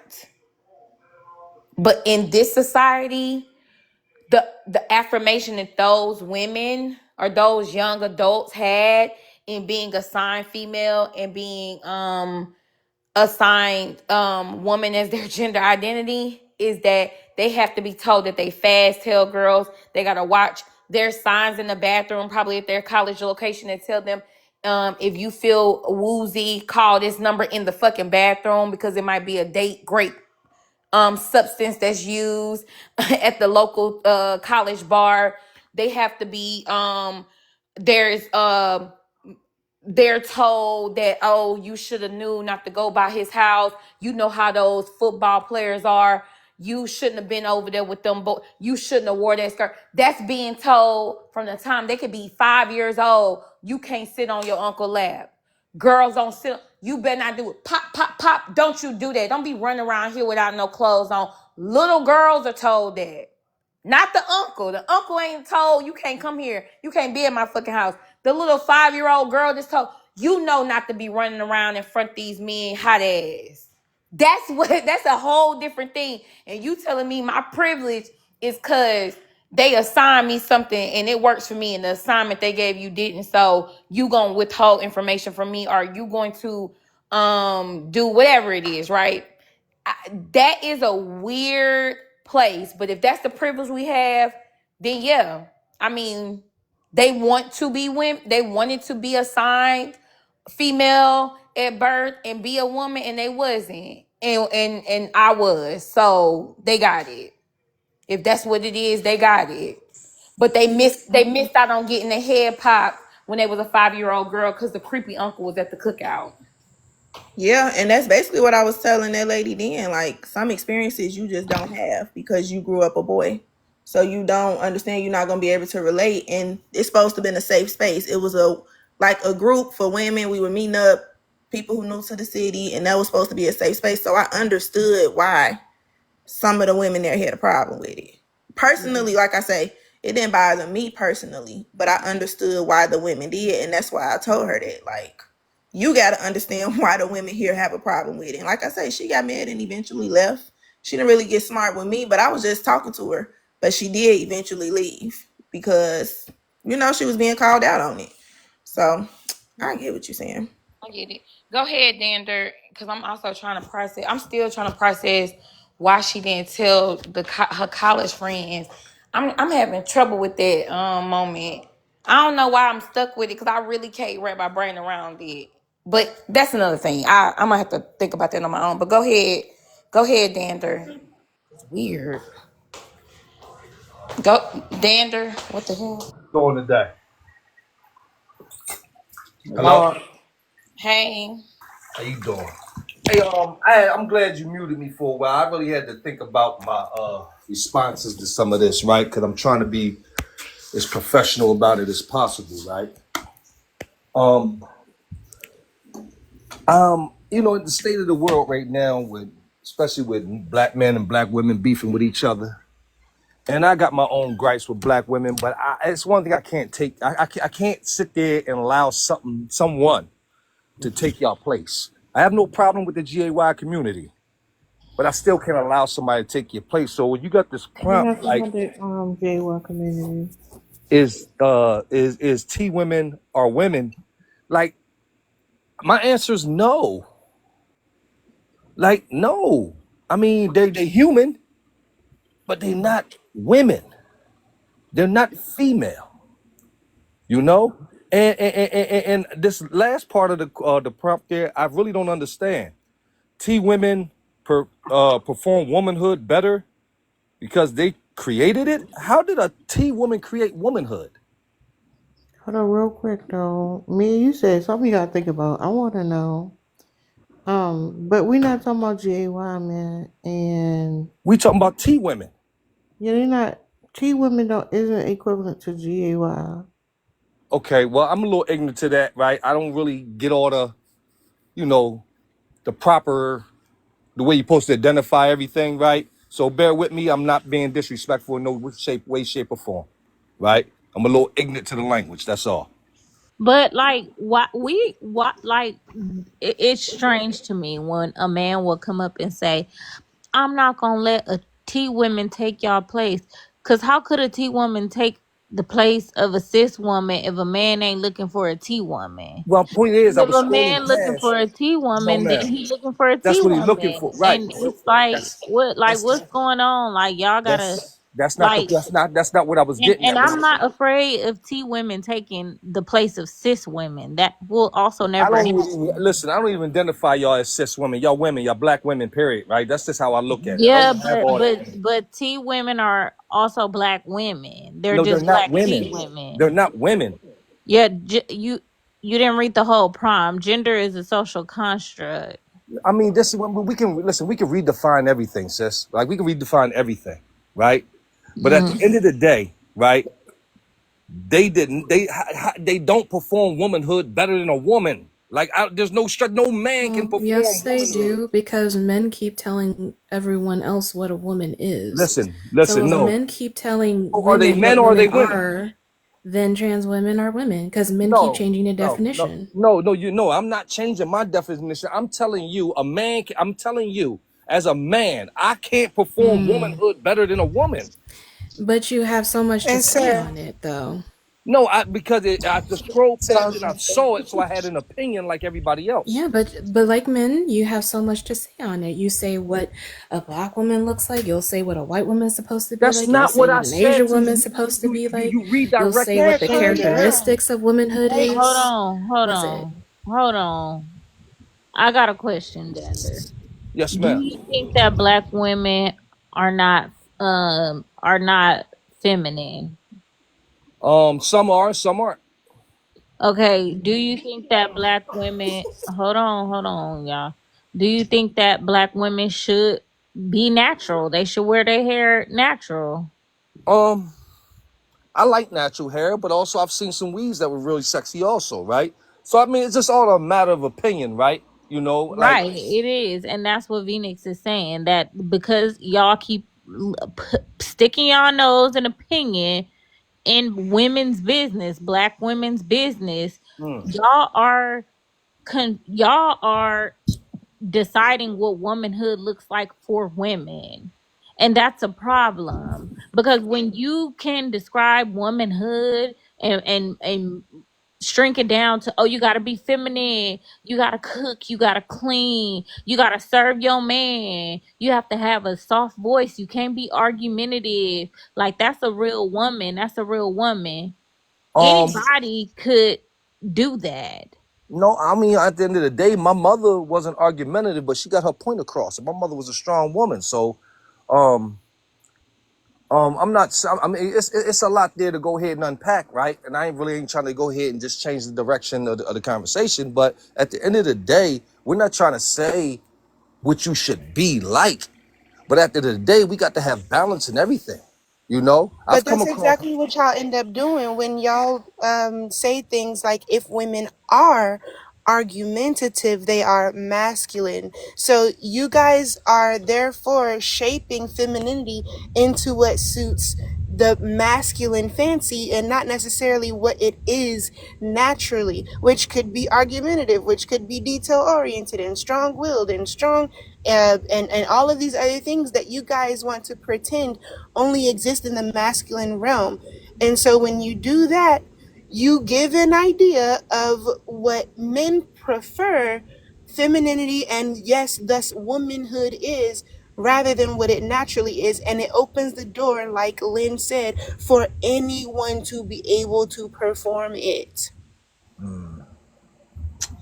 That's why when men act more, are in more in touch with their quote unquote feminine side, what do y'all call them? Y'all liken them to women. It's a very simple concept. And like you said, sir, maybe you just have more to unpack because you just did it. I'm just saying. I mean, like at the end of the day, I'm always open to understanding something, right? Even though like I said, I'm gonna respect your opinion. I'll agree to disagree to some of it, and agree to in part to a lot of it, right? But at the end of the day, I mean, like, don't get me wrong. I don't think I've ever dated a completely feminine woman, right? You Girl, know, proving the You see point the again. yeah, you see the words that you're using. That's a you what miss. is All right, completely all right. Sorry about that. getting it? What is Let a me rephrase completely? that. No, I've no, always sir. dated No. Hold aggressive women. on. Hold on. Hold on. All right. Don't rephrase it. I want Okay. you to understand what you're saying and how how it can it's a problem. It's problematic. What do you think a completely feminine woman is? And Th- how do you th- think that that's like I'll break it harmful down for to you. say to any woman? I'll break it down for you. When I say completely feminine, I'm talking about when femininity has always been associated with a woman that was submissive, didn't really talk back a lot, and supported her man. You know, the whole thing from generation and eons ago, right? Okay, that was my concept of femininity. I'm telling you that every woman that I've ever dealt with in my life, I don't know if I'm just naturally attracted to them or not. I've always had aggressive women. Some of them knew how to balance it, some of them didn't. Yeah, You and what know, we telling you is that I know a trans woman on this app who says she embodies that. She says that she's picking up what we are leaving behind. I can't, Because hold man. on. So because women are leaving behind the submissive, the being there for your man, the cook, the clean, the rider, unalive. She said cis women are mad at trans women because they are picking up what women are leaving behind. It's a lane for That's what they're everybody. picking up. I guess So it's a lane for everybody, right? I'm just telling you, in my lane, that concept is foreign. yeah, but you're giving it to that. That's what we're telling you. Because y'all say this, y'all are making that up. It's contradictory, and you got to stop saying it because completely feminine is a slap in the face. You might say I'm completely feminine because I have I wear a wig, a U part wig, so that make Lynn completely feminine. But at the same time, Kente like, wait a minute, hold on. I have a silk press, and Moment might be like, well, what the hell you talking about? I have a side part wig, and Phoenix might be like, well, I got like a lot, some locks, and so because your definition, and you think you can be like the definition of completely feminine is Lynn, and in the same breath slap Moment and Phoenix, Kente, and Tara in the face with that. Like y'all gotta stop trying to define womanhood for women. It's not your decision as a man because womanhood exists in women differently. Like we are not a monolith. Cause understand it like this. What if I tell you, Dander, that that masculinity is the what a white man is. I'm gonna disagree. Exactly. It's almost like women come in all different forms. That's the point she making. Like some women like wearing dresses, some women hate dresses. They like wearing pants. Some women like building, like all type of women. Some women's got high voices. Some women got deep voices. I consider myself a woman with a kind of deep voice, especially in the morning and late at night. But some women have deeper, even deeper voices than me. And when we talking about like T women performing femininity, it's because y'all say women are supposed to have soft voices. So when you have somebody who is born a male who wants to be a woman or perform femininity or are now a trans woman, they make their voice higher. They don't speak in their regular voice that they've had their whole life because they want to be a woman. So they're performing femininity. It's like, I don't understand why that's so hard. Sometimes I think like if we didn't have misogyny and patriarchy, we probably wouldn't even have T women because it would just be men who like wearing dresses or men who like wearing wigs or men who like doing whatever. But because y'all say that's what women do, now we got men who saying, well, I'm a woman too because I like doing these things. I feel this way. I like these things, so I'm a woman. When they could have just been a man who like doing these things. Well, it wouldn't even have to matter.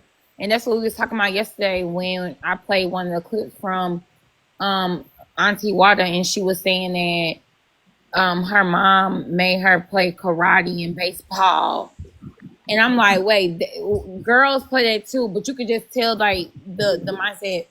If we didn't have to worry about all these rigid rules, none of this stuff would matter. Like it would just be like humans would do whatever humans want to do. The humans that like dresses in football will be wearing dresses in football. The humans that like tea parties and slacks will be having tea parties. Like it wouldn't matter. Pink would be whatever human like pink. Blue would be whatever. Like it wouldn't be rigid. It wouldn't be any of this. And that's why I'm like, in my confusion, because like, moment, girl, I'm still struggling with my thoughts because I'm like really trying to process like what the fuck is going on. But I think that's okay. Like I feel like it's circular. Honestly, I feel like it's circular. And I think that when you said what you just said, that's exactly it. It's circular because this shit's stupid. It's stupid. And if we were able to just be open and we were as fluid as they talking about they are now, because we're not.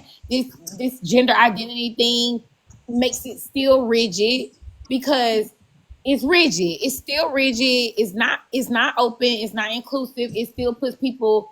It still is a way to other people or people to other themselves for whatever reasons they see fit, right? But I wish that men, when they see this, they will understand. I think kind of to what Lynn was saying. If you're not into trans women or if you're not into any other type of woman, if you are very specific about I want a woman who is a female human who identifies with certain feminine or womanly or ladylike qualities. That's what I want. And you look for that, then that's it.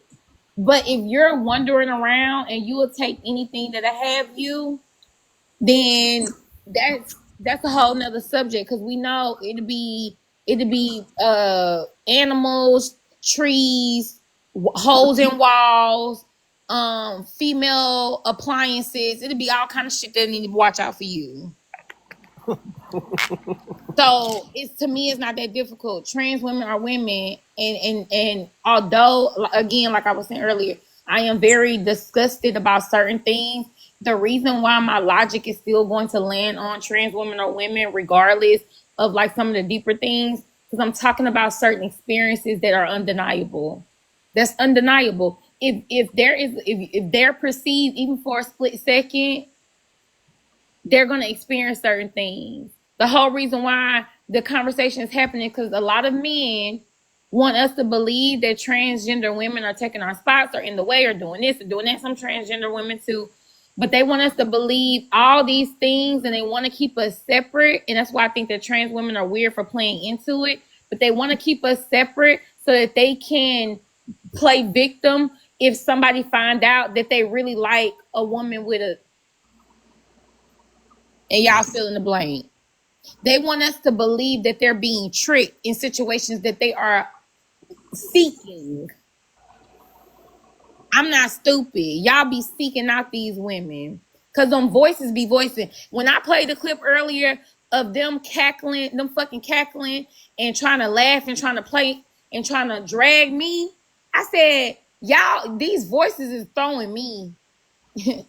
So I know fucking well y'all not confused. Y'all like what y'all like. But y'all want to keep us separate so y'all can have access to that. Go I ahead. seen the video. I seen the video that there's this trans woman. Oh, she's gorgeous. Who goes live and she posts like video of her on this, I guess, dating app, and it's a video streaming dating app, and men will come up and you know who I'm talking about. Y'all know who I'm talking about. Mm-hmm. And she'll be like, they'll be like, oh my god, you're gorgeous. The men will be like, you're gorgeous, and she's like, I'm a man. And they like, no, you're not. And she was like, I was born a man. And they be like, no, you're not. And she was like, I was a boy, and they be like, no, you wasn't, and she was like, I have a penis. She will tell them, and they will argue her down to the ground, and then they'll finally get down to it and be like, fuck it, I don't even care. You so fine, I don't even give a fuck. Like, man after man after Hello? man after man, every single time. Trace, you know where you at. Hold on, Trace. They'll do it. So let's be for real. If a trans woman has the face and she look the fuck good, a nigga gonna go. They gonna go. Well, ma'am, can I They say like this, it as a lady? safe way to like play with peen for real. Because I don't know, I just feel like more people are fluid than they like to admit. And then like in this society we have, men, a lot of men, especially if they consider themselves hetero, they be fluid too. They be wanting to try a little bit. They want to see what it's about. They don't want to say it out loud. I So don't that's a think safe that's bet. what it is, but I think that's what it becomes. I think it is for some of them though. It's a safe bet. Like she still present like a woman. She look like a woman. Got titties, ass, Yeah, all and the they stuff want. I they think like. they want to show her off too because she looks so good. They like, I don't care. I'm willing to do whatever because I want to have a woman who I can show off and who look good, and I want to use her to impress other men. So I don't care if she is actually if she has all her parts. Fuck it, I'ma go anyway. Well, They let me Some of say. them like it though, Lynn. Like on that show Pose, that I remember that was a thing. That was a topic on Pose. And that kind of gave me a little insight, even watching that, like to that world. So I get like another perspective. But it was a thing on there where that happened a couple times where the men got upset when the woman wanted to go through her transition. Oh yeah, we heard it in real time. I have a clip. Yeah, they be Some of liking these it a little bit. women, that's what they said. That's why I was like, they spoke specifically. But I get into it because I want these guys to come in because last night I went live about something similar. I've expanded on it now. But and Trace was here and he didn't get to speak because my live got a clip. That's why I invited him back up because I'm a good woman. I'm a good woman. So that's what I be doing. But go ahead, Dander. So this Yeah, is I just want to say this here, right? I appreciate the fact that, even when y'all disagreed with me, y'all was real respectful, right? You don't get that too much on TikTok, right? Give me a little something to think about. I'm going to respectfully agree to disagree to some of it, but I will think about it, ladies. But again, good night, and I appreciate y'all respect. all right. Good night. All Be right. easy. Go Yes, ahead. ma'am. Go ahead. I'm a good woman. Go ahead. Go ahead, footballer. Fuck. Go Yeah. ahead. God damn, I can't even. You know Yeah. you was here last night. Why you acting brand new? That's pissing me off. I mean, you were the one who dropped me in a I didn't heartbeat. drop. Oh, I did drop you. You had pissed me off, but I brought you back. Don't bring up old stuff. Go ahead. I mean, I'm just saying, like, and to be honest, it's kind of hilarious because, like, the scenario I called out literally played in real time after I got dropped. Yeah. Yeah. 7:30 came up, and let's remember, you let old boy in a wig go before me talking about ladies first, and you heard the deep voice. Yeah. Nah, that's what happened because I let See, her in her wig come back up here and go before you. but that's the scenario I was Her, talking 'cause about with remember the she got whole. disrespectful, so fuck her. And I dragged her, so what's the point? I mean, What's your point when I dragged her? What's your point though? simple. That the scenario literally took place as soon. It didn't. No, it didn't. And I'm gonna tell you why it didn't. Because you said that women were okay with 30. I'm 30. Now you hear me speaking. You said that women would be okay with a trans woman calling them fish, yet we drug her from here to goddamn Alabama with 30 for trying to insist on calling us fish. So it didn't play out. Okay, fine. I'll give you that. All I was about to say was that I felt maybe I'm tripping, but I felt like that old boy was given way more grace than I was given. As soon as you thought You a goddamn liar. That's the part that's crazy. There was no more grace given. There was an extension of respecting the identity that I share some relation with. That's just what it is. If somebody tell me if they're a woman, I'm gonna give them respect because I understand what the experience of a woman is. But if they earn my disrespect, I'ma disrespect them. So when that person took their wig off and showed me and put their dick on the table, I handled that the same way I handled you. Hey, can I say Wait, hold on, let him finish. hold on, let me say something. I got 2 minutes Hold left. on. No, 30, you can't do that. I'm literally in dialogue with him. Go. My bad. Go ahead, Chase. Cause we didn't cuss you out last night. What are you talking about? you talking about no, Lynn, you didn't. The host was didn't cuss you out. Yeah, I know. Lynn, you did not do that. The I host didn't either. I cursed at you and dropped you because I We felt like you cursed was that trans woman the fuck out. That's not calling me all types of F words and undercovers and DO. I ain't call you an F word. I said that you got your pussy busted open. That's not on par with being an F word. No, we don't say the F word over here. I do. I say it. Hey, look.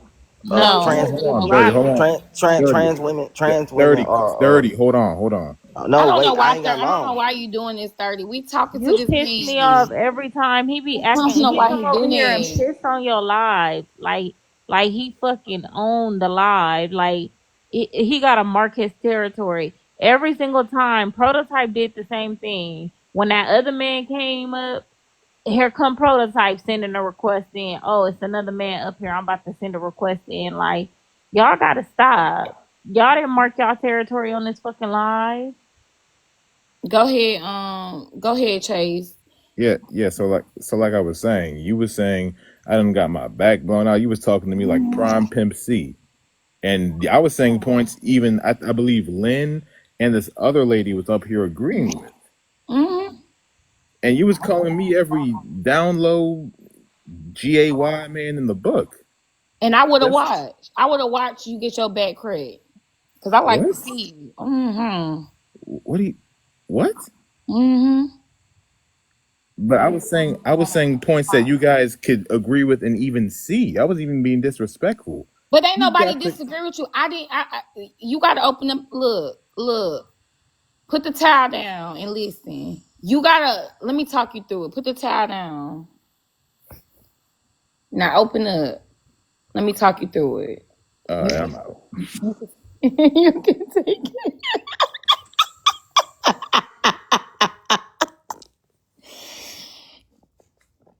But yeah, moment. This the thing. A lot of these men do that. He tried to mock us yesterday, so you will know why. He tried to mock us women like he was inclined to something that we are not. And to me, that proves the point about the male identity and the male entitlement that shows up no matter how they identify, how they what gender they identify with, because they're talking to us and trying to explain to us how to deal with, how to exist in who we are. And that's what is always interesting. That's what we be noticing. He came up here to try to tell us that we stupid for falling for these women, these men in a dress. What the hell is Rose talking about? Literally, nobody said a straight man being with a trans woman is GAY. No, a straight woman, a straight man, which again, hold on, before I go there, do you understand what I'm saying, Moment?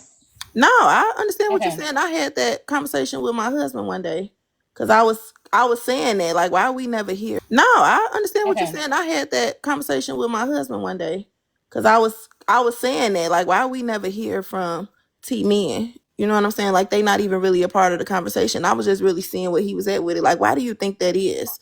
And he tried to flip it and say, really a part of the conversation. I was just really seeing where he was at with it. Like, why do you think that is? And he tried to flip it and say, it's because they grew up. He was saying the reason T women are so loud and boisterous about their rights and being included in all. He was saying the reason T women are so loud and boisterous about their rights and being included in all of that is because they grew up as boys watching women get all these privileges in society. And so now that they're a woman, as boys watching women get all these privileges in society. And so now that they're a woman, they like, let me in. I want them privileges too. I want some of that entitlement. And I'm like, that's absolutely not the case. It's because they grew up as boys having entitlement. So now when they make the transition and they're T women, they still have all that audacity and entitlement. And that's why T men are really like kind of left out the conversation. Like they not at the rallies. They just kind of out of the conversation. I was talking to this lady on the app. She's an advocate for T people. She's married to a T man. And they do like a lot of events and stuff. We were on the panel and I asked her just what she think. And she said the same thing. And I'm like, that's kind of what I was thinking, even without really knowing a lot, because I don't even know of a lot of T men. But I was just kind of thinking that already. And yeah, she confirmed it. She was like, yeah, that's what I think. Because they run a nonprofit for it. And she like, yeah, that's what I think. That's why they try to amplify that space and that voice, because it's not really in the conversation. And I could definitely see that, for sure. And I agree. I agree with the way you analyze that, with that they have the entitlement and they hold on to it and they have all the audacity. But yeah, with what Rose is saying, the thing that's weird to me is, why do trans women want to be with straight men so bad? What's happening with that? For one, that's very telling to me. Then two, yeah, whatever. A trans woman and a cis gender man would be in a heterosexual relationship. But if there is not a bottom surgery, then they are engaging in GAY SMECs. So they are, if we're talking about sexuality, then they are GAY. If we're talking about gender, then they're in a hetero gender relationship. But if we're talking about what sexuality is, they are engaging in GAY SMECs, which is GAY SMECs. Why y'all mad about that? I don't know. Either we in the binary or we not. I don't know. That's weird. Go ahead, Moment. Nah, that is weird. And I was talking about this before. I feel like I don't know if we're saying that T women are women, could we call it GAY? But it's definitely curved. It's definitely on the spectrum. It's definitely not straight hetero. You know what I'm saying? It's No, like the SMECs is GAY, and we're talking about sexuality, because gender identity don't have nothing to do with your SMECs. nor do it have anything to do with your sexuality. So you could be, your gender identity can be woman, your sex can be male. You can have male reproductive organs and still identify as a woman, and you can date men and engage in GAY smex, and you are GAY. A man that sleeps with a person who has the same sexual organs as them is GAY. Unless there is bottom surgery that's had, then there is a whole different thing. You're not GAY. It is heterosexual smex. To me, it's not difficult. It ain't even curved. The sexuality is clear cut. Y'all having GAY smex. Y'all motherfuckers is GAY in the bedroom. Now, are y'all in a hetero gender relationship? Absolutely. That's a man dating a woman. It's easy to me personally. It's not that complicated. Yeah, I guess. I mean, I hear you. It does make sense. Like, I don't know. It does make sense though. I'm using their logic because, like, Nah, I hear what you're saying. No, I know, but that's what I'm saying. Because and if you don't like that, then we need to have the conversation about then gender and sex do to go together, and then you have to align it. But then you don't want to align. You don't want to get the bottom surgery because the men don't want you to, and you don't either. Because you want to keep your bottom, which is a beautiful thing, because I'm paying. So I'm open to it. I think keeping it is beautiful. But why we gotta lie about that? If I get with a trans woman, we having heterosexual sex. If she still have her bottom, it ain't difficult. We a lesbian couple who have heterosexual sex. It's easy. It's easy as 1, 2, 3 to me. If I get with a trans man who still got their bottom, we are a heterosexual. We are a heterogender couple who have GAY mix. It's easy. Like, it ain't no complication for me. And I think that's the beautiful thing when we talk about opening up gender mix. It's easy. Like, it ain't no complication for me. And I think that's the beautiful thing when we talk about opening up gender and recognizing this on the spectrum, recognizing sexuality on the spectrum, recognizing everything could be fluid, and recognizing all this shit made up. Once you recognize that, people could just be with who they want to be with. That's the simplest put. And y'all can call it the hanky panky, in the words of Lynn. I don't give a fuck. I was thinking about what you asked earlier, like about why she was probably hesitant to share with the roommates. Mm-hmm. I don't know. I'm gonna tell you what I thought in the moment. Okay. In the moment, I just felt like it was a new situation.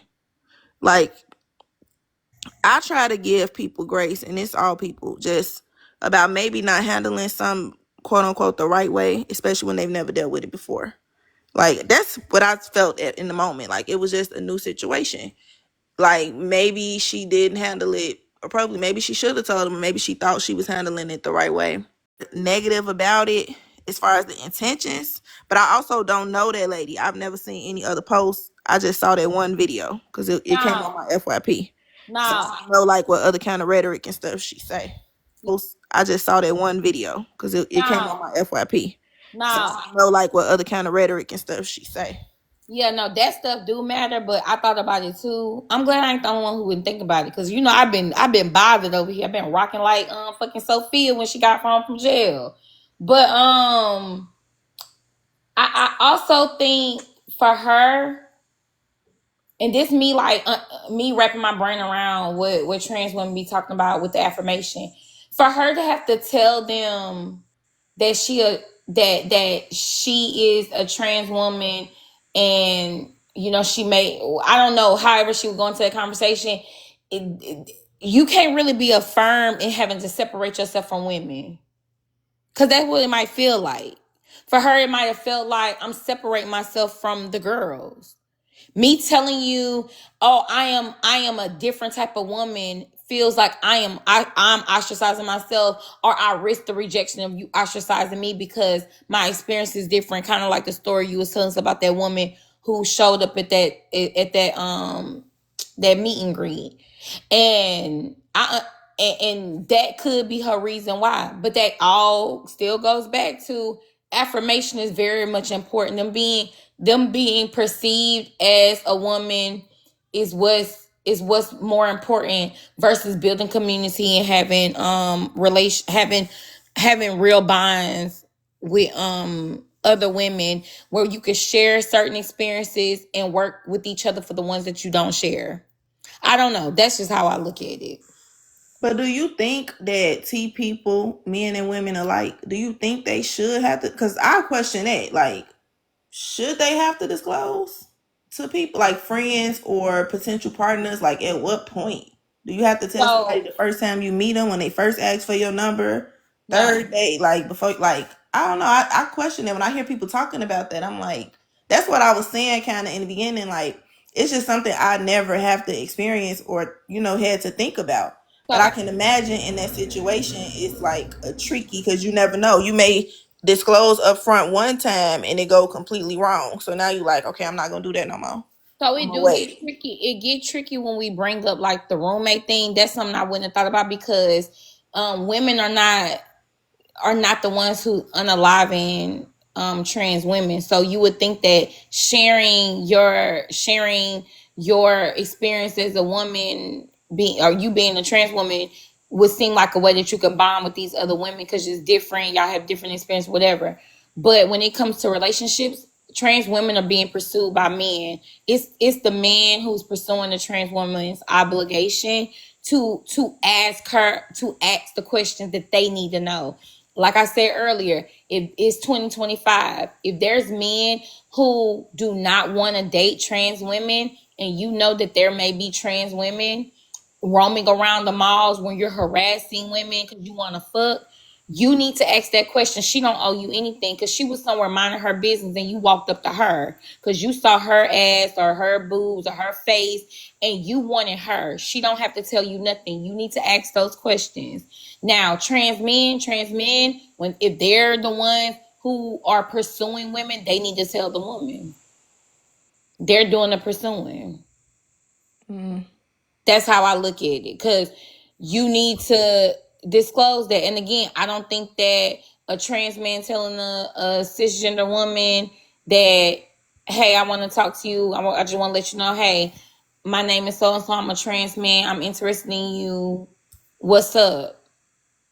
I don't think they have to worry about being unalive. That's my Right. personal opinion. And you pursuing me, bitch, I ain't asked you to walk up on me. So why can't you tell me you pursuing me? If I come up to you, then I need to ask you. So if I approach a man and like I said, I'm paying, so it don't go for me. I don't give a fuck. But if I walk up to a man, which I never will, I don't give a fuck what's going on. You will never catch me doing that. So don't worry about it. But if I were to, it's my obligation. I done track this person down who minding their business. It's my obligation to verify my preference, not theirs. They were somewhere minding their business, and that's how I view it. But I wanted this person, Rose, what you was talking about?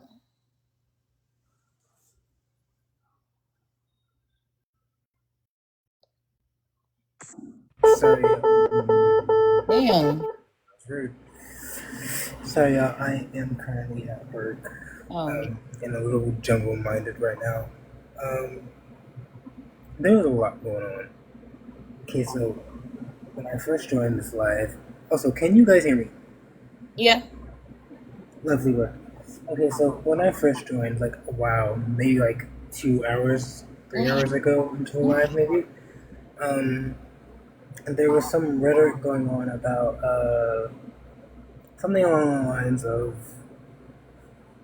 this specific gender shouldn't be doing something. I don't know. I really don't remember. I kind of like moved past that a good moment ago. But I did want to touch on this conversation on disclosure real quick. That's really all I came up here for. When it comes to disclosure, me being a trans woman myself, it's actually quite low-key terrifying. Wait, By you low-key, said I you're mean what? very. What's your identity? I am